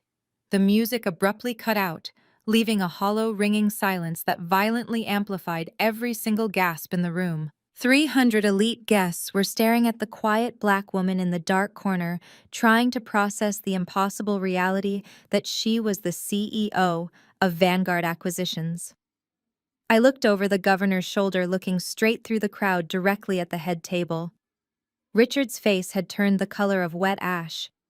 The realization hit his body with the physical force of a speeding freight train. The massive, suffocating debt he had been frantically trying to outrun, the total financial ruin he had been begging these exact men to save him from, was now entirely owned by the woman he had just publicly humiliated. The woman he had jokingly offered a minimum wage job in his mailroom was the undisputed architect of his total destruction. Beside him, Preston was staring at me with his mouth hanging wide open. The smug, arrogant superiority that had defined his entire existence completely evaporated. His hand went entirely limp, and the crystal champagne flute he was holding slipped right through his fingers. It hit the polished wooden dance floor and shattered into 100 pieces. The sharp, violent sound of the breaking glass echoed like a gunshot through the dead, silent ballroom. Jada and Brenda were paralyzed, staring at me in absolute unblinking shock. Their brains simply could not process the data. They had spent my entire life diminishing me, belittling my career, and treating me as the family scapegoat. Now the sister they had forced to sit in the dark was standing shoulder to shoulder with billionaires, casually receiving high-level praise for buying their new family's entire empire for pennies on the dollar. Jada looked down at her heavy custom-beaded gown, suddenly realizing that the prestigious sterling legacy she had married into was nothing more than a spectacular mirage. The bag she thought she had secured was completely empty. The shock on Richard's face, however, did not last long. The human ego, especially, one as bloated and fragile as his, cannot survive that level of catastrophic public humiliation without violently fighting back. His shock rapidly curdled into aggressive, frantic denial. His brain refused to accept that a woman like me had outsmarted a man like him. Richard shoved past his own son, stepping directly over the shattered glass of the champagne flute, and stormed across the dance floor. He was breathing heavily, his chest heaving under his tailored tuxedo jacket. His face flushed a dangerous shade of crimson. He marched past the wealthy guests, who were now actively shrinking away from him, pulling their chairs back so they would not be associated with the blast radius of his total collapse. He pushed aggressively past the perimeter of the security detail. The armed guards immediately tensed, prepared to tackle him to the ground, but they only let him through because Governor Mitchell raised a single hand, calmly permitting the confrontation. Richard stopped just 2 feet away from us. His mask of high society elegance completely slipped away, revealing the terrified, cornered, desperately small man underneath. He looked wildly between the governor and me, his eyes darting back and forth in pure panic. He pointed a shaking, manicured finger directly at my face. "What buyout?" Richard aggressively demanded, his voice cracking with a mixture of rage and terror. "What buyout? There is no buyout. You are mistaken, Governor. She is just a freelancer. She is nobody. She runs a little consulting gig out of her apartment. She is my daughter-in-law's sister, for God's sake." Governor Mitchell looked at Richard with a mixture of deep pity and utter disgust.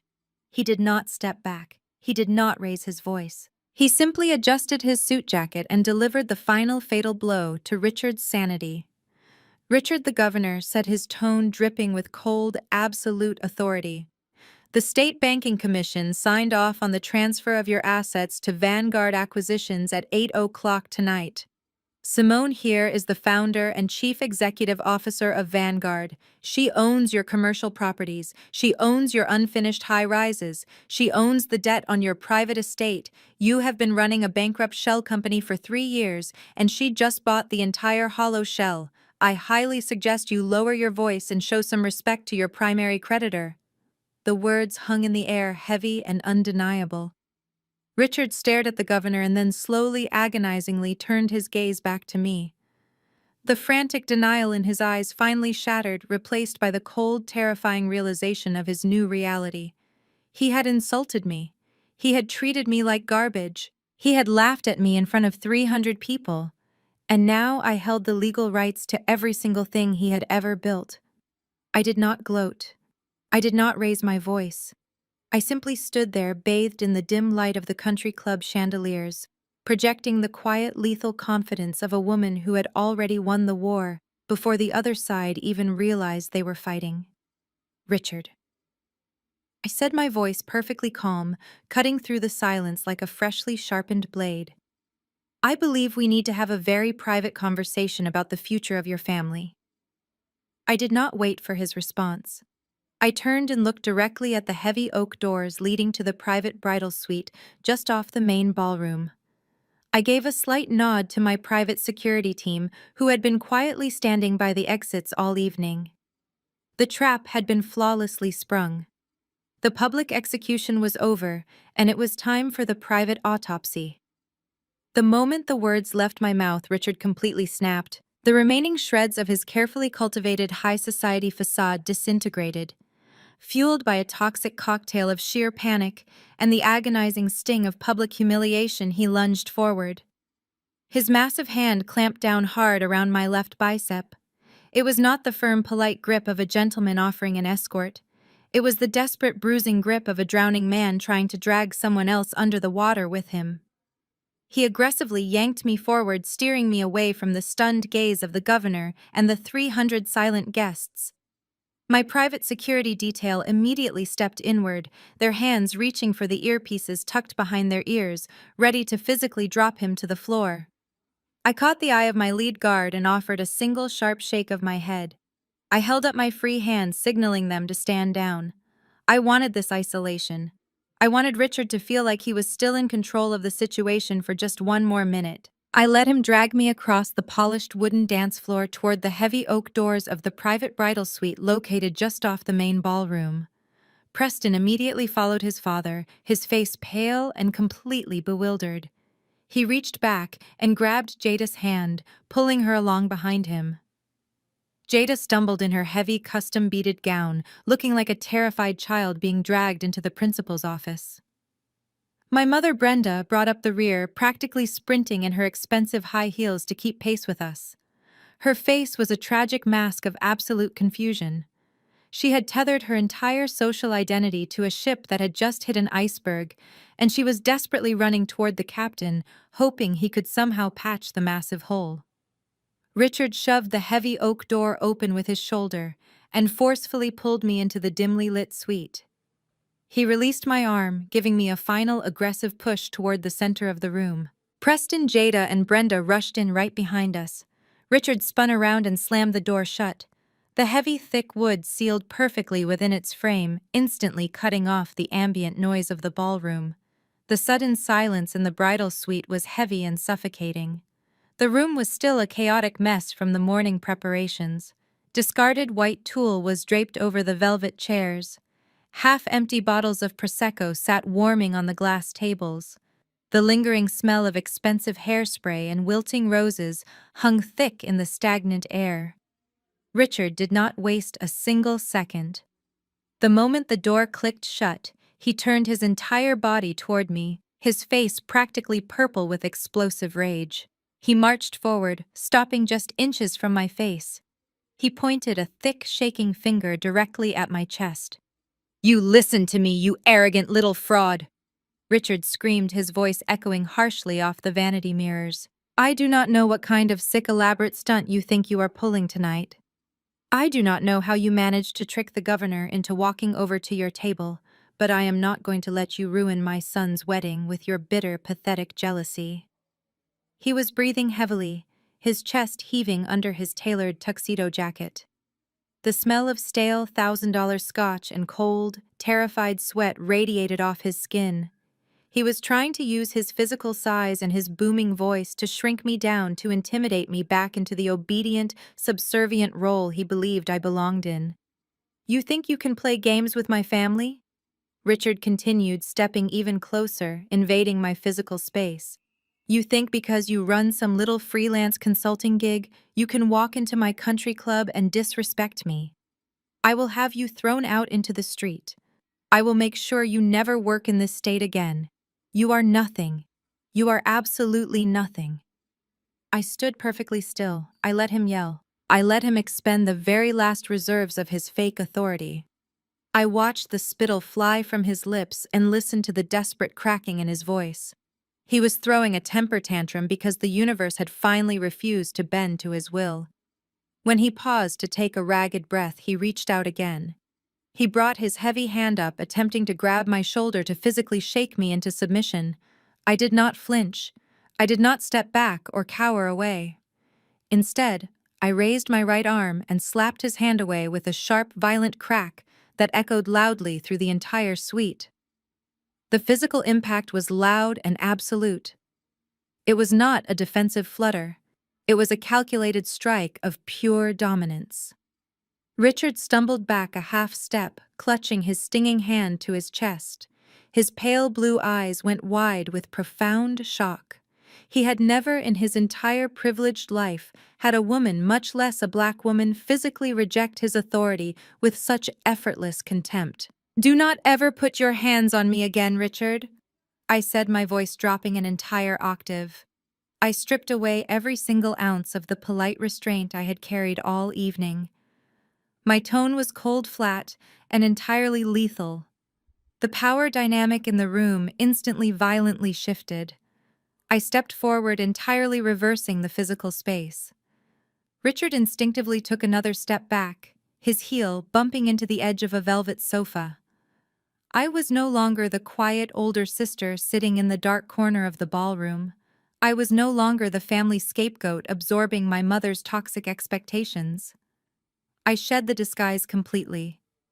I stood tall, my posture flawless, projecting the absolute terrifying authority of the apex predator in the room.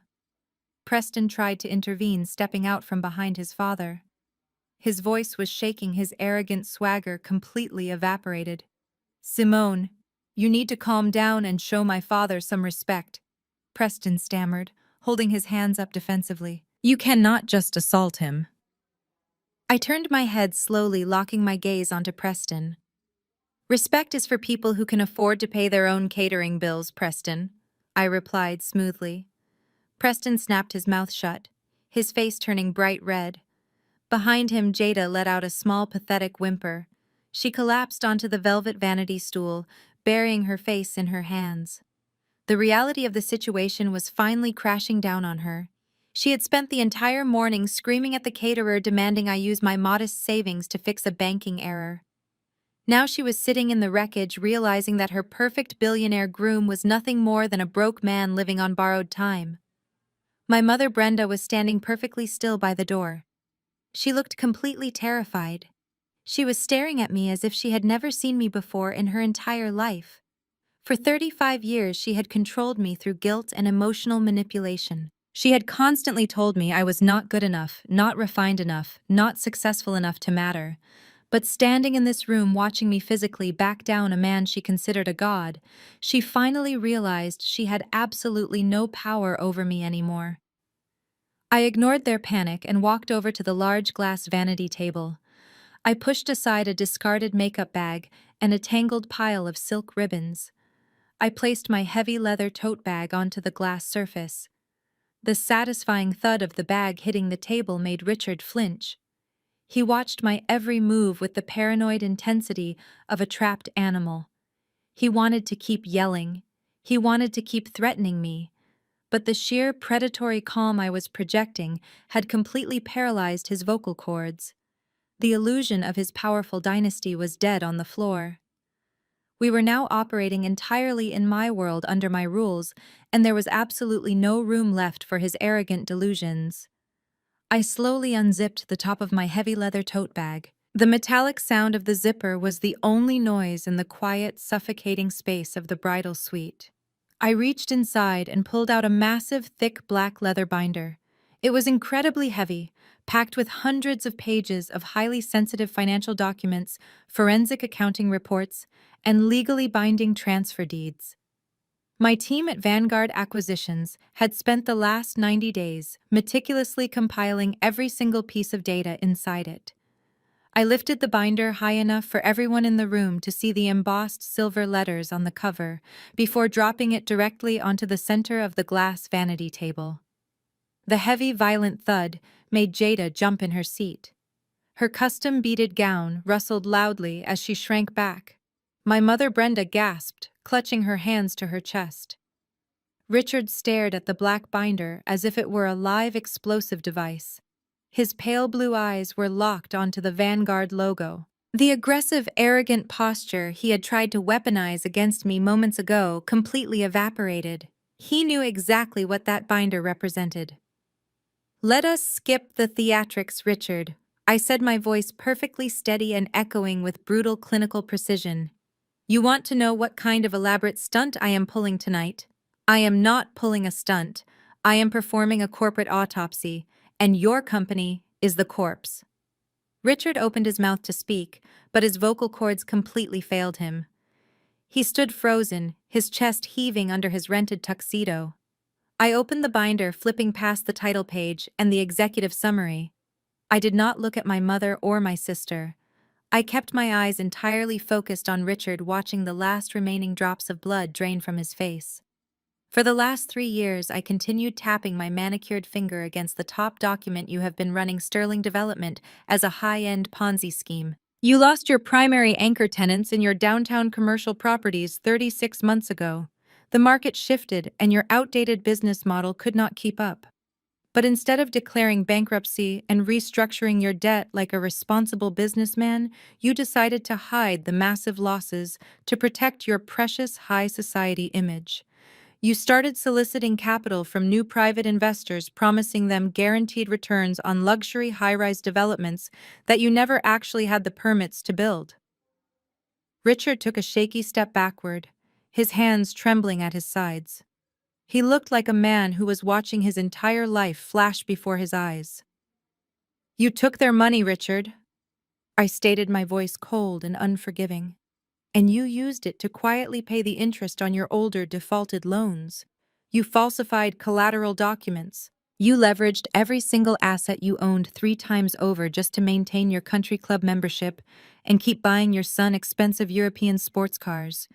You built a spectacular house of cards on a foundation of absolute fraud." Preston stepped out from behind his father, his brow furrowed in deep, panicked confusion. He looked back and forth between Richard and the open binder on the table. "Dad, what is she talking about?" Preston asked, his voice cracking with sudden terror. "Tell her she is crazy. Tell her about the offshore trusts. Tell her about the massive development deal in the city." Richard did not look at his son. He could not tear his eyes away from the financial records I had laid out in front of him. He knew I had the exact numbers. He knew the offshore trusts were completely empty. He knew the massive development deal was a complete fabrication he had invented to keep his family ignorant of their impending ruin. "There are no offshore trusts, Preston," I answered for him, turning the page of the binder to reveal a detailed spreadsheet of their frozen accounts. "Your father has been drowning in toxic, unmanageable debt for years. When the federal interest rates shifted last quarter, his little house of cards finally collapsed. The banks audited his accounts and realized the collateral he pledged was entirely fabricated. They called in his loans, all of them, at once." Richard finally found his voice, though it was nothing more than a ragged, desperate whisper. "How did you get these files?" he asked, his hands gripping the edge of the glass vanity table so hard his knuckles turned stark white. "Who gave these to you? You are just a freelance consultant. You are a nobody. You do not have the clearance for this kind of corporate data." I smiled a cold, terrifying smile that reached my eyes, but offered absolutely no warmth to the men standing in front of me. "I am not a freelancer, Richard. I said slowly, enunciating every single syllable so there could be absolutely no misunderstanding. I am the founder and the chief executive officer of Vanguard Acquisitions. I built my firm from the ground up to hunt down arrogant, financially illiterate men exactly like you. I spent the last decade accumulating actual capital while you spent your time accumulating fake prestige. When the regional banks realized your debt was toxic, they panicked. They wanted it off their books before the federal regulators caught wind of your massive fraud. So my firm swooped in. We bought your entire portfolio of debt for pennies on the dollar. I paused, letting the absolute finality of my words sink deep into his skin. I am not just your creditor, Richard, I stated, my voice echoing in the quiet suite. I am your owner. I hold the paper on the commercial buildings you claim to develop. I hold the paper on the country club we are currently standing inside. I even hold the paper on the massive private estate you sleep in every single night. I bought it all. Richard let out a strangled, pathetic noise that sounded like a wounded animal. His legs finally gave out. He collapsed heavily onto the edge of the velvet sofa, his head falling into his hands. The great and powerful patriarch of the Sterling dynasty, the man who had confidently ordered me to fetch his coat 24 hours ago, was utterly destroyed, reduced to a trembling, sobbing mess in a rented tuxedo. I turned my attention away from the broken old man and focused entirely on his son. Preston was staring at me with a look of pure, unadulterated horror. The arrogant, smug groom, who had just leaned over my shoulder to tell me I was not cut out for the big leagues, was now actively hyperventilating. His eyes darted wildly around the room, searching for an escape route, a legal loophole, or a punchline to a terrible joke that was never going to come. "You lied to me, Preston!" Jada suddenly shrieked, standing up from the vanity stool. "You told me you were worth $50 million. You told me my diamond ring was a priceless family heirloom. You told me we were moving into the private estate next month." Preston held his hands up defensively, backing away from his furious new wife. "Jada, baby. I did not know," he pleaded, tears welling up in his pale blue eyes. "I swear to you, I had no idea. My dad handles all the finances. He told me everything was fine. He told me the trust fund was secure for the next 50 years. I stepped toward Preston, closing the physical distance between us, until I was standing right in his face. I looked him up and down, taking in his expensive silk tie, his custom-tailored suit, and the heavy gold watch strapped to his wrist. Everything he was wearing was a lie funded by the massive debt he now owed my firm. "Your family does not have old money, Preston," I said, my voice dropping to a harsh, unforgiving whisper. "You have old debt. You have generations of unchecked borrowing wrapped up in a false sense of racial and social superiority.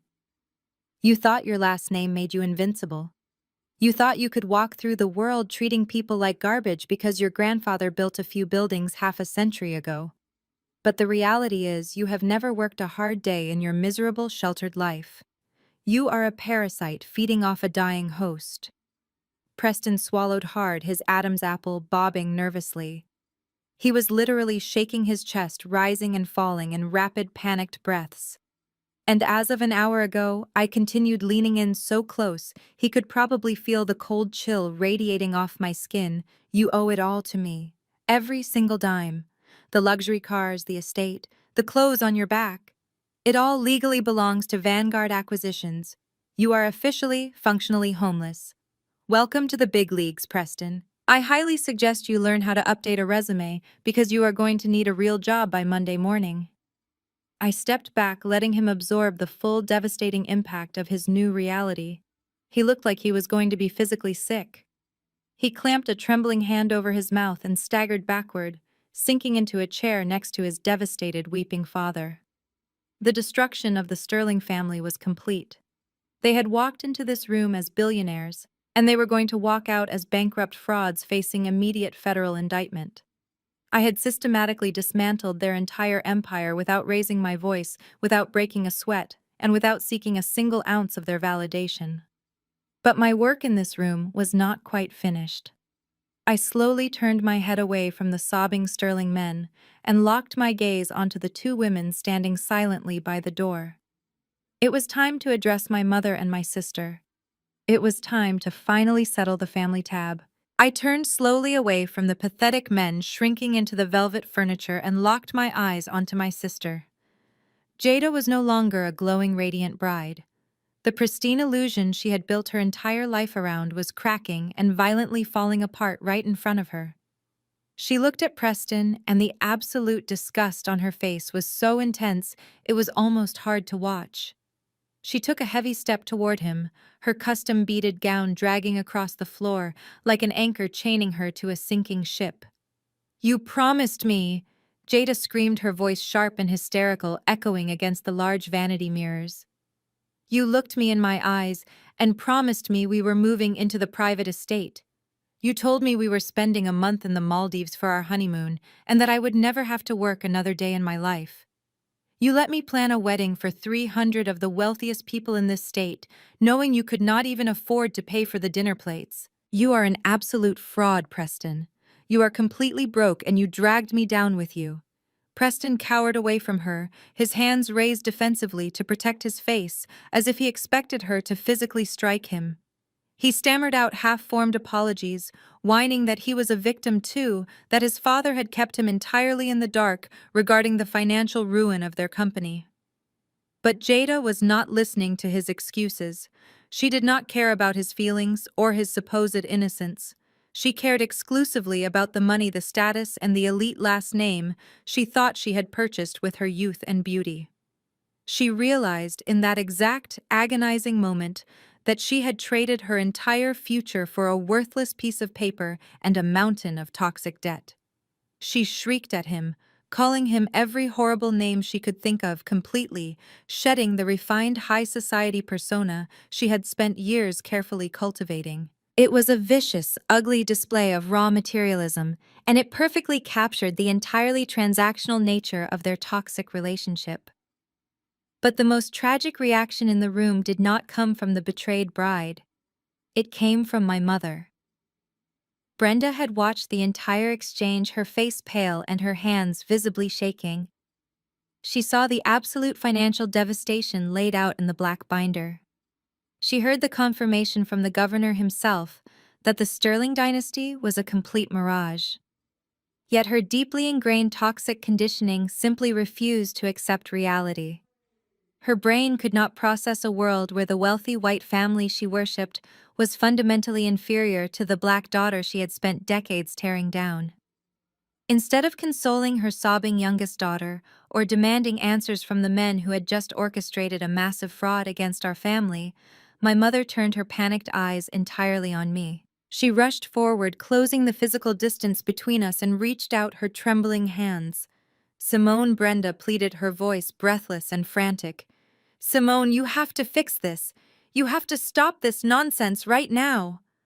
I looked down at her hands hovering just inches from my arm and simply raised a single eyebrow.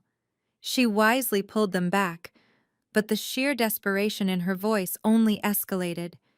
She fell right back into her familiar patterns of emotional manipulation, genuinely believing she could still control me.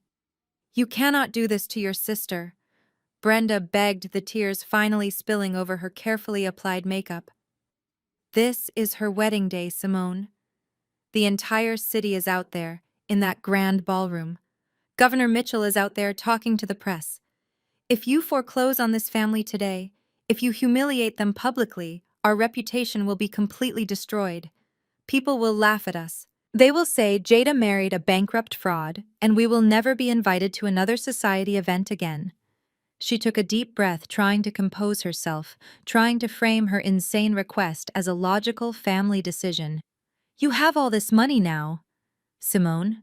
My mother continued, her eyes wide with frantic calculation. "You run this massive company, and you are clearly very successful. You can just forgive the debt. You can write it off as a business loss and let them keep the estate. Preston can get a job at your company to pay you back slowly. For family Simone. I raised you to be the bigger person. You have to save our family reputation." I stood there entirely motionless, staring at the woman who had birthed me. I listened to her actively beg me to absorb millions of dollars in toxic debt to sacrifice my own company and my own hard-earned capital just to maintain a fake aesthetic for a family that fundamentally hated me. She was asking me to set my own empire on fire so Jada and Preston could stay warm in a mansion they did not legally own. Mom. I said, my voice so quiet and terrifyingly calm that it immediately silenced her frantic rambling. You do not have a reputation to save. You never did. You spent 35 years worshiping these arrogant people, begging for a seat at their table while you treated me like absolute dirt. You let that man hand me his coat and treat me like the hired help. You laughed when he told me to work in his mailroom in front of 300 guests. You sold my dignity out for a country club membership that my corporate account actually paid for. I took a slow, deliberate step toward her, forcing her to look me directly in the eyes.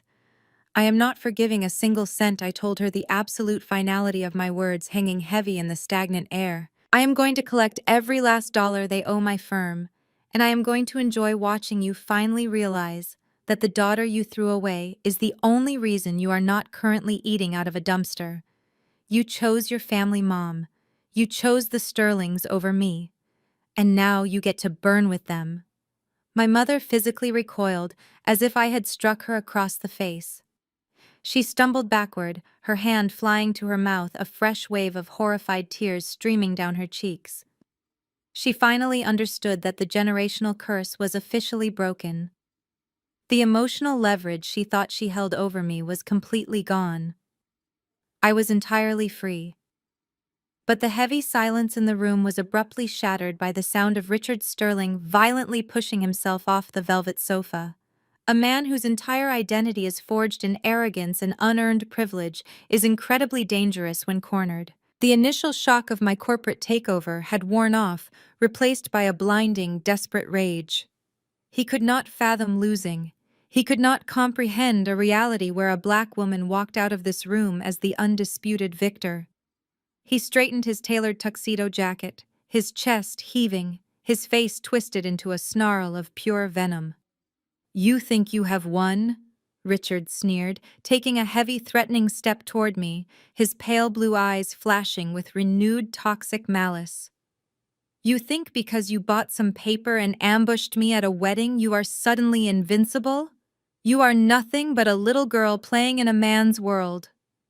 He pointed a thick, shaking finger directly at my face, trying to summon the terrifying authority that had ruled his life for 60 years. You have absolutely no idea who you are dealing with. Richard spat, his voice rising into a frantic, echoing roar. I built the skyline of this city. I know every politician, every corporate banker, and every federal regulator in this district. I have the best defense lawyers in the entire state on retainer. I have judges on my payroll who have eaten dinner at my private table. You think a few financial spreadsheets and a digital signature are going to take me down? He took another step, his face turning dangerously red, the veins bulging in his neck. I will tie you up in endless litigation for the next 20 years, Richard threatened, spittle flying from his lips. I will bleed your little firm dry with injunctions and appeals. I will drag your name through the mud until you are begging me to take my properties back. The system was built by men like me to protect men like me. I will destroy you, Simone. I will absolutely destroy you. His words were meant to be a devastating show of force. They were the classic empty threats of a powerful man realizing his power was completely gone. He was screaming into the void, desperately trying to summon the monsters he used to control. He was banking on the arrogant assumption that I would be intimidated by the threat of legal battles and corrupt judges. He still believed he had the upper hand, because he was Richard Sterling, the legacy billionaire, and I was just Simone the outsider. He stood there panting heavily, staring me down, waiting for me to show a single crack of fear. He waited for me to back down, to reconsider my position, to realize I had stepped entirely out of my league. I did not blink. I did not flinch. I just stood there looking at a desperate, broken old man, making promises he could not possibly afford to keep. The heavy silence in the bridal suite was suddenly broken by a sound that Richard Sterling was entirely unprepared to hear. I did not cower. I did not stammer out a defense. I did not try to match his frantic, screaming volume. Instead, I threw my head back and laughed. It was a rich, booming laugh that originated deep within my chest and filled every single corner of the dimly lit room. It was the sound of pure, unadulterated amusement. It was the laugh of a woman who had spent her entire life being underestimated by mediocre men and was finally watching one of them actively self-destruct. Richard stopped panting. His mouth hung slightly open, his pale blue eyes wide with profound confusion. He had just threatened to destroy me using the full weight of the local judicial system, and I was laughing in his face as if he had just told a mildly entertaining joke. His entire strategy relied on intimidation, and my laughter completely neutralized his final weapon. I slowly stopped laughing, wiping a single tear of mirth from the corner of my eye. I reached into my heavy leather tote bag and pulled out the slim silver tablet I had used earlier that morning. I tapped the screen, bypassing the encrypted security protocols, and opened my primary corporate email inbox. I found the specific thread I was looking for, an update sent by my lead acquisitions attorney just 3 hours prior. I flipped the tablet around and held it up so the glowing screen was directly in Richard's line of sight. "You should really check your emails before you make legal threats, Richard," I said, my voice dripping with cold condescension. "Those high-powered defense lawyers you just bragged about, the ones you claimed were going to tie me up in litigation for 20 years, they officially dropped you as a client this afternoon. Your massive retainer check bounced at exactly 2 o'clock today. They sent a formal notice of withdrawal to your office. You do not have a legal team, Richard. You do not even have a junior paralegal." Richard squinted at the screen, his eyes frantically scanning the stark black text of the email from the most prestigious law firm in the city. The words were undeniable. They were terminating their representation immediately due to insufficient funds and a complete failure to meet financial obligations. "And as for those judges you proudly claimed to have on your payroll," I continued, lowering the tablet and stepping even closer to him. "The ones who ate dinner at your private table. Do you honestly think corrupt men are loyal to a bankrupt developer? They are loyal to capital, Richard. The moment my firm presented them with irrefutable federal evidence of your 3-year Ponzi scheme, they threw you to the wolves to protect their own careers. Those exact same judges are the ones who signed the emergency asset seizure orders this morning. They froze your accounts. They authorized the transfer of your deeds. They did not protect you. They handed you directly to me on a silver platter." The remaining fight completely drained out of Richard Sterling. The aggressive crimson flush faded from his face, leaving him looking incredibly old and impossibly frail. The towering patriarch of the Sterling dynasty was gone. In his place stood a broken, terrified man who finally understood that he had absolutely zero leverage left in the world. He had tried to play a game of chess without realizing I had already removed all of his pieces from the board. He staggered backward, his knees buckling beneath him. He hit the edge of the velvet sofa and practically collapsed onto the cushions, burying his face in his shaking hands. A low, guttural sob escaped his throat. It was the sound of a man mourning the death of his own ego. He was completely defeated, stripped of his wealth, his power, and his dignity, in front of the very people he had tried to impress. With Richard entirely neutralized, I locked the screen of my tablet and slowly turned my attention to the other side of the room. It was time to address the true source of my lifelong pain. It was time to face my mother and my sister. Brenda and Jada were standing frozen near the heavy oak doors. They looked like two survivors of a massive shipwreck, clinging to the wreckage of their shattered social ambitions. Jada was still breathing heavily, her makeup completely ruined by her tears, her custom beaded gown looking more like a tragic costume than a symbol of high society triumph. My mother looked entirely hollowed out. The wealthy dynasty she had worshipped had collapsed, and the daughter she had despised had engineered the entire demolition. For 35 years I said, my voice echoing in the quiet suite, drawing their terrified eyes directly to me, "You treated me like dirt. You made me the punchline to your jokes. You constantly violated my boundaries, demanded my money, and minimized my accomplishments simply because I refused to worship your fake aesthetics." I took a slow, deliberate step toward them. You built your entire identities around the desperate need to be accepted by people who secretly despised you. I continued my tone devoid of any anger, leaving only cold, absolute truth. You pushed me away because I was a mirror, reflecting the reality you refused to see. You wanted high society, Jada. You wanted the old money last name.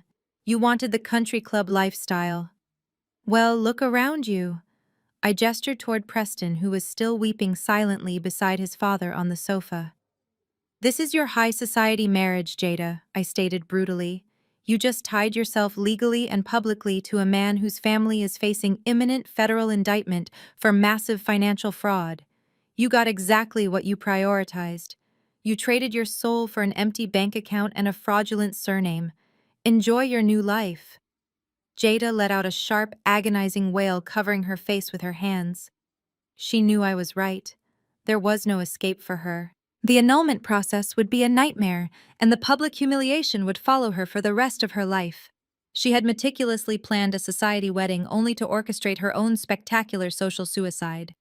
But I was not entirely finished with her. I tapped the screen of my silver tablet, reopening the documents folder. I pulled up the short-form contract she had frantically signed just a few hours earlier. I held the tablet up, tapping my manicured fingernail against her digital signature at the bottom of the screen. The sound of my nail hitting the glass was sharp and precise. By the way, Jada, I said, a slight, terribly cold smile touching the corners of my mouth, that $45,000 you owe me for the food your guests are currently eating outside, the food you begged me to pay for to save your precious reputation. That was not a wedding gift. That was a legally binding promissory note. Jada looked up, her tear-streaked face twisting in fresh horror. She had completely forgotten about the contract in the chaos of the Vanguard revelation. Since Preston is functionally bankrupt and cannot reimburse me on Monday morning, the terms of the agreement remain in full effect, I explained, maintaining my flawless professional composure. The 8% interest kicks in exactly at midnight tonight. I expect my first installment payment on Monday. If you default, I will take you to court, garnish whatever wages you manage to earn, and seize your personal assets. You wanted to treat me like a bank, Jada, so I am treating you like a heavily leveraged liability. My mother, Brenda, finally broke. She fell to her knees on the thick carpet, her expensive silk gown pooling around her. She reached out toward me, her hands grasping at the empty air, sobbing hysterically. She begged me to stop, begging me to show mercy, pleading that we were family. But her tears meant absolutely nothing to me. They were not tears of genuine remorse. They were tears of absolute terror, because she realized she was now entirely at my mercy, and she knew she deserved absolutely none of it. I looked down at her, feeling a profound, overwhelming sense of nothingness. The anger, the resentment, the desperate childhood need for her approval, it was all completely gone. The emotional chains she had wrapped around my neck for 3 decades simply dissolved into dust. I turned my back on my mother and my sister, leaving them to drown in the shallow, miserable pool they had dug for themselves. I walked slowly toward the center of the room, stopping just a few feet away from the velvet sofa, where Richard Sterling was still hunched over, his face buried in his hands. "Richard," I said, my voice sharp and commanding, forcing him to look up at me. His eyes were bloodshot, his face streaked with tears, his arrogant silver hair a complete mess. I pointed a single finger toward the heavy oak doors. "You are going to need your coat, Richard," I told him flawlessly, mirroring the exact condescending tone he had used on me 24 hours ago at the rehearsal dinner. "Because my private security team is waiting in the lobby right now to physically escort you and your son off my property." Richard blinked, his mind struggling to comprehend the instruction. "Your property," he whispered, his voice breaking. I smiled, the victory, sweet and absolute. "Oh, did I forget to mention that during my corporate presentation? Vanguard Acquisitions bought the Oakbridge Country Club last month. You are currently trespassing in my building, drinking my champagne and ruining my carpet. Get out." I did not wait to watch them scramble to their feet. I did not wait to hear any more of their pathetic apologies or their desperate, empty threats. I turned around and walked purposefully toward the exit. The heavy oak door swung open easily under my hand. I stepped out of the private bridal suite and into the quiet carpeted hallway, closing the door firmly behind me. The heavy wood sealed perfectly, instantly cutting off the sounds of Richard hyperventilating, Preston pleading, and Jada crying. The sudden, absolute silence of the hallway felt like a physical weight lifting off my chest. I walked smoothly down the corridor, my heels clicking rhythmically against the floor. I bypassed the grand ballroom, where the guests were still buzzing with the gossip of the century. I did not need to see them, the public spectacle was over. I walked straight through the opulent lobby, past the bowing staff, and out the massive glass front doors of the country club. The cool night air hit my face, crisp and incredibly refreshing. The sky was clear, the stars shining brightly over the manicured lawns. A sleek black Maybach was idling quietly at the bottom of the grand stone steps, my private chauffeur standing at attention beside the open rear door. I walked down the steps, the emerald crepe of my dress moving gracefully in the evening breeze. I stepped into the spacious leather interior of the luxury vehicle, sinking into the plush seat. The chauffeur closed the door, sealing me inside my private sanctuary. On the center console, a crystal ice bucket held a perfectly chilled bottle of real vintage champagne alongside a single crystal flute. I reached out, popping the cork with a soft, satisfying sigh, and poured the golden, bubbling liquid into the glass. I leaned back against the soft leather, taking a slow, deliberate sip. The champagne tasted like absolute freedom. The generational curse was officially broken. The cycle of abuse was completely dead. I had walked into the fire of my family's toxic expectations and burned their entire false kingdom to the ground. I was no longer the scapegoat. I was no longer the victim. I was the architect of my own extraordinary life. I had won. The greatest lesson I learned from that night is that you never have to raise your voice to prove your worth. Toxic family members will always try to shrink you to fit into their broken narratives. They will weaponize guilt and demand your resources while disrespecting your presence. But true power moves in absolute silence. You do not need to seek validation from people who are committed to misunderstanding you. Build your own empire, protect your peace, and let your success speak for itself. When you finally stop playing their game, you realize you owned the board all along. If you have ever had to cut off toxic family to protect your peace, let me know your story in the comments below and hit subscribe for more journeys of healing and empowerment.